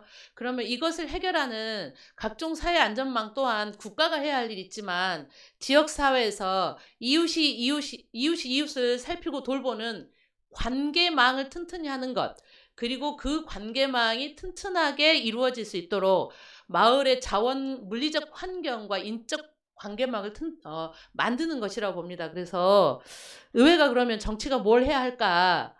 사실은 여러분들이 지금 이 방송을 보고 있는 분들이나 나중에 또 이걸 시청하시는 분들은 다 마을에서 내가 할 수 있는 일이 뭘까 고민하시는 분들일 텐데 지금 당장 우리가 할 수 있는 일을 고민할 때 저 두 가지만 딱 해주시면 좋겠습니다. 그런 다음에 의회가 좀 역할을 해볼 텐데요. 첫 번째 하나는 내가 지금 살고 있는 마을에서 나랑 이 고민을 함께 할 수 있는 사람이 누구일까? 라고 한번 쭉 둘러보셔서 그 마을 사람들 잘 모으시면 좋겠습니다. 두 번째로는 모여진 함께 하는 사람들과 함께 우리가 할 수 있는 일이 뭘지 함께 공부하면 좋겠습니다. 배우고 학습하고 토론해서 그것을 가지고 의회 정치의 행정의 요구도 하고 필요하면 의원도 스크럼 짜고 필요하면 대학 교수도 스크럼 짜고 필요하면 행정에 있는 공무원들도 지역사회 있는 공무원 스크럼 짜서 우리가 이거 해보자라고 이 문제 해결해보자고 나서면 좋겠습니다. 그래서 여러분 그런 문제를 해결하기 위해서 의회가 지금 몇 가지 준비하고 있는데 쉽지는 않습니다. 첫 번째 하나는 지방정부가 중앙정부에 계속 요구하는 게 있거든요. 예산 지목해서 주지 말라고, 공모 방식으로 하지 말아달라고, 보조금 폴가지 제도를 통해서 지역 수준에 맞게, 지역 상황에 맞게 예산을 쓸 수 있게 해달라고 요구하는데 정작 지방정부도 마을에 예산을 내릴 때는 다 돈을 지목해서 내리죠. 그 예산을 마을 주민들이 어떤 마을은 사람한테 인건비가 엄청 필요한 마을이 있고 어떤 마을은 지금 당장 인건비가 필요한 거 뭔가 물리적 환경을 개선하는 데 필요한 예산이 있는데 이것도 지방정부 다 정해서 준단 말이죠. 그래서 마을에 내리는 보조금을 주민들이 스스로 좀 제대로 사용할 수 있도록 예산을 그렇게 사용할 수 있도록 하는 법과 제도는 없을까? 이게 하나 고민이고 두 번째로는 이상훈 의원이 말씀하시는 것처럼 사람한테 같은 돈이라도 예산이 갈 수 있도록 인건비를 사용할 수 있도록 보조금 안에서 이 비율을 어떻게 높일까? 그것을 어떻게 제도화할까 있습니다. 세 번째로는 지금 국회에서 마을 공동체 기본법, 사회적 경제 기본법, 사회적 가치법, 다양한 법과 제도들이 사람을 중심으로, 지역을 중심으로, 그리고 마을에서 그 일이 가능하도록 하는 기본법들이 논의되고 있고 제정을 앞두고 있는데, 그것이 광주라고 하는 도시에서 우리 95개 동 마을 단위에서 어떻게 이루어질 수 있도록 할 건지 광주의 기본 조례를 통해서 좀 심화 발전시키는 것을 고민하고 있습니다. 이런 과정에 마지막으로 제가 네, 여러분들하고 함께 나누고 싶은 이야기는 지금 당장 해야 할 일인데요. 실은 제가 나이가 50이거든요. 근데 제가 함께 사는 청년들이 21살, 18살인데 유창복 소장님 처음 소두 발표에서 지금 이대로 가면 지구가 멸망할지도 모른다는 얘기를 했어요. 2050년까지 탄소 배출을 제로화시키고 탄소 중립 사회로 만들어야 한다 했고 2030년까지 50%를 줄여야 한다고 했는데 2030년까지 10년 남았고 2050년까지 30년 남았는데요.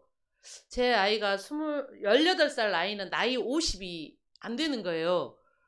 갑자기 대화를 하다가 18살 청소년이랑 여기서 탄소 배출을 완전하게 줄이지 않으면 내 아이는 50을 먹어보지 못하고 인간의 종 지구상에 일종의 제6의 멸종 시대가 올 수 있지 않을까 하는 두려움이 오는 거죠. 그래서 정치인인 내가 해야 할 모든 키워드, 또 내가 만나는 모든 시민들과 함께 어떻게 하면 탄소 배출을 줄일 건지, 온실가스를 감축할 건지, 그래서 에너지를 재생에너지로 전환할 건지, 자동차를 덜 탈 건지, 어떻게 하면 녹지 공간을 더 많이 만들 건지, 이런 것들을 함께 현실 가능한, 실천 가능한 방법을 찾아야겠구나 싶습니다. 그래서 마을에서 활동하시는 모든 여러분들께 지금 당장 우리가 해야 할 일 뭘까? 정치인 저는 그것이 가능하도록 법과 제도를 바꾸는 일일 건데 여기 시청하시는 시민 여러분들께서는 그것을 우리가 어떻게 함께 실천할 수 있을까? 이걸 함께 고민하고 모색해 봐 주시면 매우 매우 고맙겠습니다. 네, 마치겠습니다. 네, 김광란 의원님께서는 뭐 이렇게 대사를 준비해 오지도 않았는데 바로 뇌에서 그냥 계속 나오시네요. 역시 평소에 얼마나 많은 활동들을 하고 계시고 또 그만큼 그 뇌에 그렇게 입력돼 있으니까 바로바로 말씀들이 나왔던 것 같습니다. 김광란 의원님 감사드리고요. 아무튼 그 기후위기 이런 어려운 상황 속에서 시의회가 할 수 있는 제도를 마련한달지 보완하는 것, 그리고 예산을 확보하는 것, 이런 측면에서 다양한 활동을 하시겠다는 말씀도 해주셨고, 또 우리 시민들에게 지금 당장 우리가 할 수 있는 일에 대한 여러 가지 말씀을 또 해주신 것 같습니다. 자, 지금 여러분께서는 2020 광주 사회혁신 포럼 함께하고 계십니다. 두 분의 이야기 손님을 모시고 20분씩 말씀을 들었고, 또 두 분의 패널을 모시고 말씀들을 나눴는데요. 오늘 지금 이 방송이 지금 생중계로 되고 있는데, 생중계하는 중간중간에 제가 채팅방에 말씀 올려주시면 저희 오늘 오신 소중한 분들하고 같이 이야기 나누겠다고 했는데 벌써 첫 번째 질문이 왔습니다. 질문 하나는 어느 마을자치 모델이라도 일반화하기 힘든 게 지역마다 정서, 지역색이 다르기 때문인데요. 이러한 바탕을 전제로 하고 마을자치 모델로서 외부에서 보는 광주의 장점, 이야기 손님으로 오신 두 분께서 광주의 장점은 뭐고 또 내부에서 보는 광주의 장점, 토론자 두 분은 뭐라고 생각하시는지 이런 질문을 하셨네요. 근데 어떤 분이 말씀하셨는지는 지금 화면에 떠 있지 않기 때문에 모르겠습니다. 아무튼 두 분이 먼저 질문이 왔기 때문에 그 이야기 손님으로 오신 두 분께서 먼저 외부에서 보시기에 광주의 장점이 뭔지 먼저 말씀을 해주시면 어떨까 싶은데요. 네. 예, 지금 기억으로는 얼마 전에 페북에 1년 된 사진이 하나 올라왔어요. 이틀 전인가 올라왔던 것 같아요. 네, 1년 전에 우리 모여서 야, 이거 기후위기 큰일인데 이거 뭐 과학자들이나 환경운동 하시는 분들만 저렇게 애가 닳게 외치고 있는데 이거 우리 전체의 문제인데 큰일 났다. 이 걱정을 하는 모임이 있었습니다. 그래서 우리 힘이 작지만 우리라도 좀 함께 이 이야기를 좀 넓히고 많은 사람들이 공감하는 활동을 좀 해보자. 그리고 곧 총선도 있으니 당선되고 싶어하는 사람들한테 잘 설득하면 그분들이 당선되고 나서 힘 있는 사람이 되니까 그 사람들이 공약으로 기후위기와 그린 뉴딜을 가져갈 수 있도록 우선 시간이 없으니 그분들에게라도 좀 알리자. 뭐 이런 2가지 계획을 이야기한 기억이 있습니다. 그렇게 진짜 전국으로 다녔는데 제 기억으로는 제가 사는 서울도 뜨뜻미지근했어요. 근데 유일하게 가장 빨리, 가장 크게, 가장 절실하게 맞아, 그렇지 하고 대답한 것이 광주였습니다. 참 감동적이었고요. 그리고 그 이후로 대답하고 끝난 게 아니라 계속 크고 작은 공론장을 만드시더라고요. 제가 페북에 뜨는 그 포럼 공론장 웹자보만 봐도요, 그게 뭐 수없이 많았어요. 이렇게 행사를 계속, 행사라는 게 사람들 계속 연락하고, 연락하기 전에 합의하고, 연락한 다음에 또 조직하고, 그리고 모여서 이야기한 다음에 약간 차이가 있으면 또 조정하고, 행사를 한 번 하려면 전후에 얼마나 많은 품이 들어갑니까? 그거 제가 잘 알죠. 근데 그걸 크고 작은 공론장을 그렇게 열심히 1년 동안 오늘 이 자리까지 만드는 거 보고 저는 서울에서 그게 잘 안 돼가지고 동동거리고 한편으로 아예 안 되나 보다 막 포기하는 마음도 생기고 그럴 때마다 광주에서 그 모습을 보면서 광주를 봐서라도 소리 좀 더 힘내야지 사실은 그렇게 버텨오다시피 왔습니다. 저는 아까 구체적으로 2분께서 이미 계획이 다 있으시고 또 의원님도 계획이 다 있으니 여러분도 함께 하자라고 사인만 주시면 움직이겠다 이렇게까지 말씀을 하시는 게 다 이유가 있는 거였다. 그리고 저는 이게 또 지난 1년 만의 이야기가 아니고 마을 공동체, 사회적 경제, 사회혁신 지난 10년 동안 사실은 저도 배우러 광주에 많이 내려왔기 때문에 잘 알고 있죠. 그게 바탕이 돼서 이번 코로나 위기 때 그 힘들이 쫙 이렇게 집결해서 진짜 뭐 하나 하실 것 같다 제대로 이런 마음이 들어서 저는 광주만 보고 있습니다. 좀 죄송한 얘기인데 저희도 잘할 테니까요. 하시던 대로만 좀 해주시면 저희도 부지런히 갖다 배우고 광주 질주하시는 우리 좀 하자고 할 테니까 부탁드리겠습니다.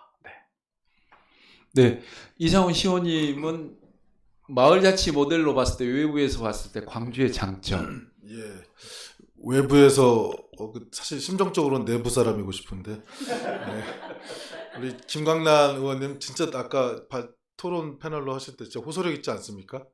자기 자신의 삶과 연결되어 있기 때문에 그런 것 같아요. 그러니까 저는 이제 마을 자치잖아요. 사실은 광주를 시간과 공간으로 보면 사실 광주는 시간적으로는 삶의 주인이었던 그러니까 전체 시민 다수가 삶의 주인이었던 경험을 가지고 있죠. 괜히 제가 빛고울 광주라고 부르는 이유도 아마 그런 건데 광주 민주항쟁이라는 그런 스스로 그런 공동체적인 자치의 경험을 가지고 있던 이게 사실 다른 지역 사람 입장에서 볼 때는 이게 사실 되게 아픈 역사이고 하지만 그 힘이 또 저는 있다고 보고요. 그게 이제 자치에 연결되고 마을이라는 것을 공간으로 보면 서울에서 활동하는 저로서 보면 광주는 딱 규모가 적당합니다. 이게 네. 서울만 해도 제가 서울시 의원이지만 한 번에 안 잡혀요 이게. 시의원도 110명이나 되고요.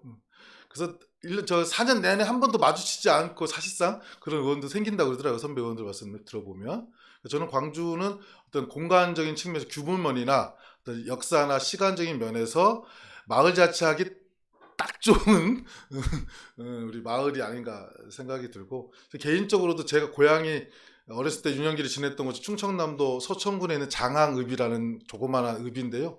이 읍이 광주광역시하고 함께 1936년도에 읍으로 승격했어요. 근데 제 고향은 여전히 읍이에요. 근데 광주는 광역시가 됐습니다.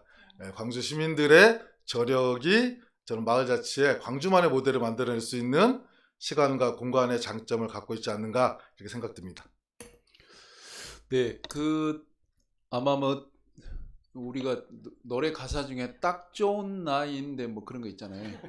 뭐 공동체 하는데 뭐 마을 자치하는데 가장 딱 좋은 곳이 광주다. 진짜 한걸 하시지. 이제 두 분 패널께서는 내부에서 보셨을 때 광주의 장점이 뭐냐 말씀을 좀 해주셨는데 하실 건데요. 아마 그 이상 더 이야기할 수 있는 시간을 드리지 못할 것 같아요. 그러니까 이렇게 질문에 답변도 하시면서 혹시 마무리 말씀까지 패널 두 분한테는 예, 그렇게 해주시면 더 좋겠습니다. 네. 네. 내부에서 보는 우리 광주의 장점은 근데 실은 유창복 소장님은 서울의 성미산마을, 이상훈 의원님은 서울의 삼각산 재미난 마을에서 전국 대한민국 마을자치 운동의 마을공동체 운동의 효시 역할 하신 분들인데 이분들이 이렇게 겸손을 떠셔가지고 네, 제가 생각하는 광주의 장점은 저는 우리 시민 여러분들께서 시민 상호 서로의 그 건강한 에너지라고 생각해요. 그러니까 예전에 광주에서 선배님들은 한동안은 광주는 사람을 잘 키우는 도시가 아니야. 선배가 후배를 잘 키우지 않아. 이런 얘기를 종종 한 곳이기도 했는데 제가 만나는 요즘의 40대, 30대, 20대는 우리 모두의 시민들은 그 모두 안에 뭔가 공익적으로 기여하고 싶은 마음이 굉장히 있다고 인정하는 것 같고 의미 있게 사회적 기여를 하고 싶은 그 마음을 어떻게 하면 더 키워줄 수 있을까라고 하는 지점에서 서로한테 힘을 좀 주려고 하는 게 굉장히 크다고 생각해요. 그것이 만나는 것이 최근에 작년부터 유창복 소장님 말씀하신 것처럼 기후위기 비상행동 시민 모임에 만들어졌던 에너지였고 그 이전에는 세월호 시민 상주 모임을 통해서 시대적 아픔을 함께하고자 했던 광주 시민들이 뭔가 마을에서 일구었던 모범 사례였다고 보거든요. 그래서 앞으로 지금 현재 기후 재난 시대 코로나19와 같은 위험의 시대에 우리가 우리 스스로를 보호하고 우리가 우리 스스로를 안전하게 지키면서 지속 가능한 도시를 만들어가는 힘은 서로에 대한 신뢰라고 생각합니다. 상대방도 나처럼 뭔가 좋은 도시를 만들고 싶어해. 내가 만나는 저분도 나랑 함께 행복한 사회를 만들고 싶어하는 좋은 에너지가 있어 라고 하는 그 마음이 광주의 가장 큰 장점이라고 감히 생각합니다. 그 일에 함께 모두가 함께하면 좋겠습니다. 감사합니다. 네, 역시 그 시대의 물을 만난 분이 김광남 의원은 맞아요. 에너지가 넘치네요. 그에 비해서 에너지가 그보다 더 넘치는 박필순 우리 실장님 어쩐지 한번 들어볼까요? 네, 제가 오늘은 김광남 의원님에 비해서 에너지가 또 이상훈 의원님 보시면 가운데 보세요. 딱 모습이 굉장히 산이지 않습니까? 저분이 북한산 자락에서 내려오셔가지고 무등산의 기운을 해서 말씀을 마지막으로 드려보도록 하겠습니다. 아까 말씀하신 것 중에 저희가 현장에서 요즘에 활동가들이나 또 주민자치 우리 의원님들을 뵈면 두 가지를 좀 느끼는 건데요. 하나는 동네 전문가는 본인들이 요즘에 그러십니다. 강의를 하고 이렇게 나시면 이제 다 알고 있는데 어떻게 해야 되냐고 물어봅니다. 어떻게 하는 것에 대해서. 그래서 저는 동네 전문가는 이제 동네에 관심이 있고 이 문제를 하고자 하는 주민들에게 있다고 봅니다. 그래서 광주는 특히나 이 광주분들의 근성이요. 이게 우리로 표현하면 뽀대가 좀 나야 됩니다. 그래서 자부심이 상당히 강하신 분들입니다. 그래서 혹시 다른 동네에서 잘한다 그런 말을 들으면 인정도 하시면서 뭐냐면 꿀리지 않으시려고 하는 이 근성이 있으십니다. 이를테면 서울에서 잘했다. 참을 수 없습니다. 우리는 더 잘해야 되고 더 열심히 하실 수 있는 그 상당한 그 승부욕적인 근성이 있으셔서 저는 그게 우리 96개 동의 있는 마을 활동하시는 분들과 또 주민자치 활동하시는 분들이 그런 근성이 여전히 이게 자치적으로 잘 뿌리 내려가면 좋겠다는 바람을 가지고 있어서 그걸 근성으로 가지고 잘해가실 수 있겠다는 생각이 들었고요. 그게 저는 광주의 장점이라고 생각하고요. 코로나19와 또 이 기후위기라고 하는 큰 상황에서 그런 근성을 가지고 저희가 또 광주에서 아까 우리 유창복 선생님께서 기대하시는 만큼 또 현장에서 저희가 하나하나씩 또 만들어가고 있고 또 기후위기 대응해서 전환 마을이라든지 또 쓰레기 없는 마을을 만들기 위해서 하나하나씩 쓰레기 줍는 것부터 시작해서 쓰레기를 제로하는 일까지 해나가고 있는 것 같습니다. 그래서 그런 우리가 뽀대나는 마을을 만들기 위해서 열심히 함께 하실 거라고 저는 기대하고 있고요. 광주가 그걸 잘 해낼 수 있을 거라고 기대하면서 마치도록 하겠습니다. 감사합니다. 네, 감사합니다. 네. 지금 여러분께서는 2020 광주 사회혁신 포럼을 함께하고 계시는데요. 지금 시청하고 계신 여러분들이 지금 채팅방에 의견을 주셔도 좋고요. 또 궁금한 사항은 질문을 해주셔도 좋은데 두 번째 질문이 왔네요. 유튜브 임땡땡님께서 예산이나 시스템을 갖추는 것도 중요하지만 정말 중요한 것은 그것을 실행시키는 주체의 건강성, 주도성이라고 생각합니다. 그렇다고 한다면 주민자치의 역량이 무엇보다 중요할 텐데요. 로컬 주민의 주도성과 건강성을 높일 수 있는 묘안이 혹시 있는지 조심스럽게 여쭤봅니다. 참 질문이 끝처리에 묘안. 보통 건강성을 높일 수 있는 방안이 뭐냐 이렇게 말할 텐데 묘안이라고 하고 질문을 질러불제 뭐 들라고 혹시 있을지 조심스럽게 여쭤봅니다. 참. 예, 이런 질문에 대해서는 유창복 소장님이 예. 근데 그 질문이 되게 예리하네요, 진짜. 그러니까 이 주도성과 건강성. 사실 이 주도성은 사실 이제 그 자신감이나 또는 어떤 리더십 이런 걸 의미를 한다 할 수 있는데, 그러려면 결국은 주민 스스로 그런 권한을 가질 수 있어야 됩니다. 권한이 없으면 사실 자신이 주도성을 발휘할 수가 없죠. 왜? 자기 일이 아니니까. 그래서 이것을 시민들이 권한을 가지려면 우선 먼저 행정혁신입니다. 행정이 혁신을 해서 주민들이 스스로 권한을 갖게 해주는 것이 저는 이제 주도성을 가질 수 있는 방법이고요.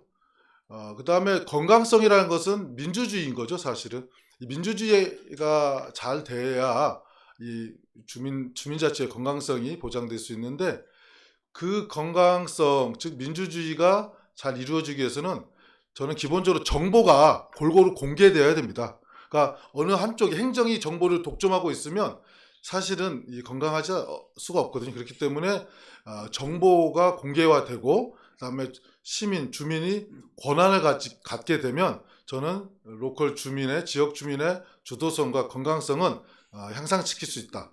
그래서 이런 부분들이 바로 우리 유튜브 임땡땡님이 주신 그런 것들을 향상시킬 수 있는 방안이 아닌가 이렇게 생각을 합니다. 네, 유창복 선생님 잠깐 조금 덧붙이자면은 덧붙이겠습니까? 네. 권한과 민주주의 진짜로 묘안이네요. 묘안이고 이거를 좀 동네에서 접근을 해보려면 저는 사실 그동안은 제 경우에는 좀 마음이 맞는 사람들하고 동네에서 이렇게 사부작 작당을 하고 그 재미에 조금씩 넓혀왔던 것 같은데 그건 좀 한계가 있더라고요. 그래서 마음이 안 맞는 사람하고도 함께 해야 이게 좀 넓어지는 것 같아요. 물론 마음이 맞는 사람끼리 해도 맨날 지지고 볶잖아요. 힘들고.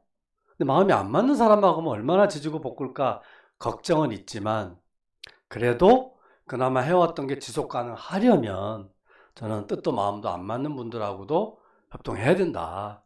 근데 뜻도 마음도 안 맞는 분들이 왜 협동할까요? 자기 바빠 죽겠는데. 예, 득이 돼야 됩니다.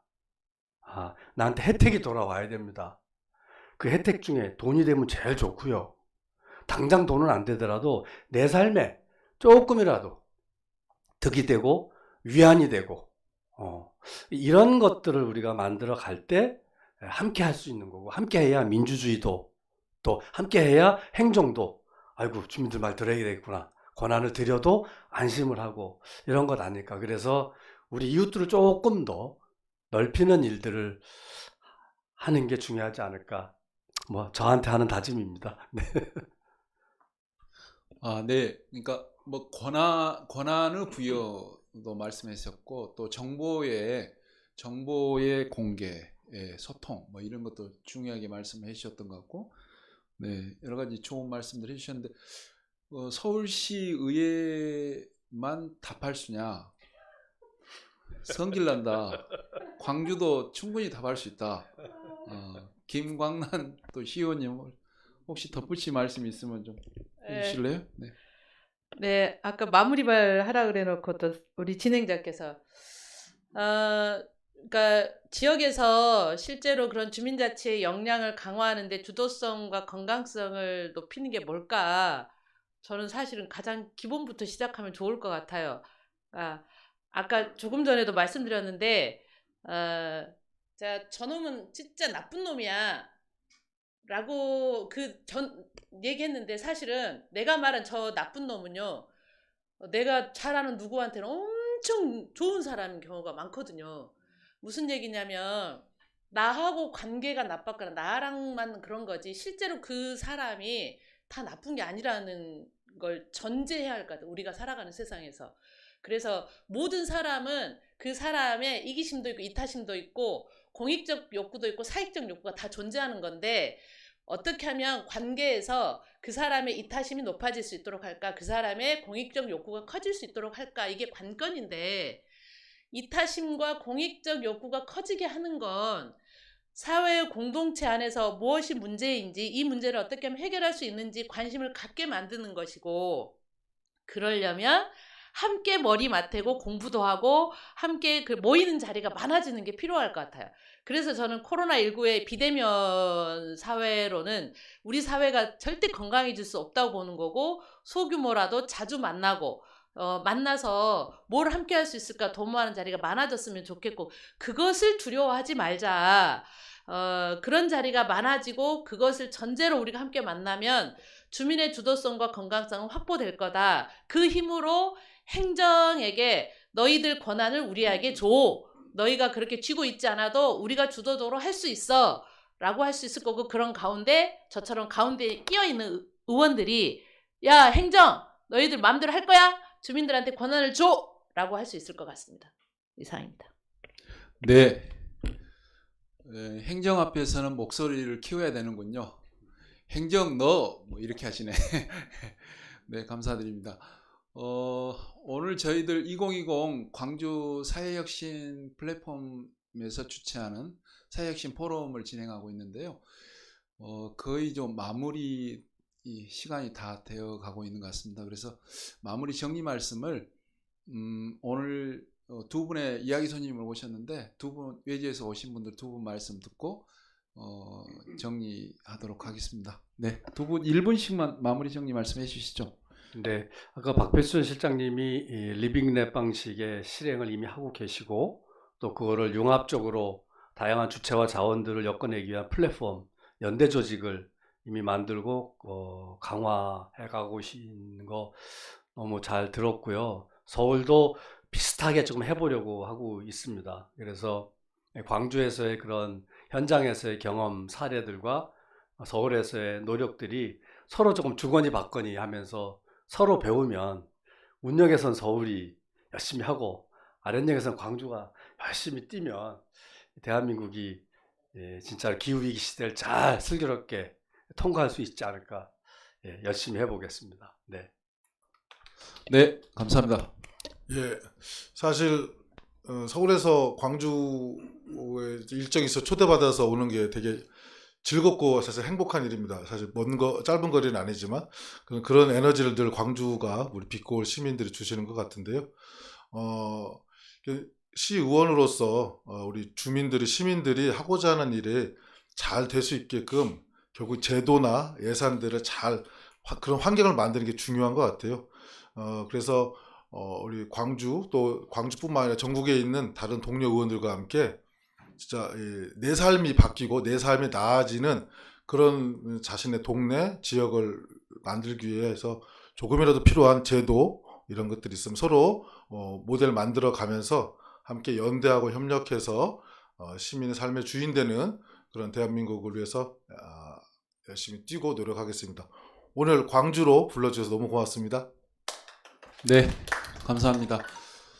오늘 저희 포럼을 통해서 보니까 역시 코로나19 시대의 위기의식 시대라고 하는데 이 코로나와 같이 함께 살아가는 리드 코로나를 우리가 만들어가야 되지 않을까 싶고, 그러다 보니까 우리가 어디에 포커스를 맞춰야 되냐 하는 것을 보니 로컬이다, 마을 공동체다, 그런데 저희가 포커스를 좀 맞췄던 것 같고, 그런 여러 가지 사례를 보면서 우리가 마을의 주민자치를 중심으로 그린 뉴딜, 로컬 뉴딜, 또 마을관리사무소, 로컬 랩 뭐 이런 걸 통해서 이 코로나 위기를 극복해 나가고 공동체가 함께 살아나야 되지 않을까, 그런 생각을 해봅니다. 어려운 시기에 결국은 마을 공동체, 로컬이 얼마만큼 중요한 역할을 해야 되는가 하는 것을 저희가 다시 한번 생각하고 또 이렇게 생각해보는 소중한 시간이었던 것 같습니다. 오늘 시청해주신 여러분 대단히 감사의 말씀드리고요. 이상으로서 제1회 2020 광주 사회혁신 포럼을 모두 마치도록 하겠습니다. 시청해주셔서 감사합니다. 감사합니다. 감사합니다. 네.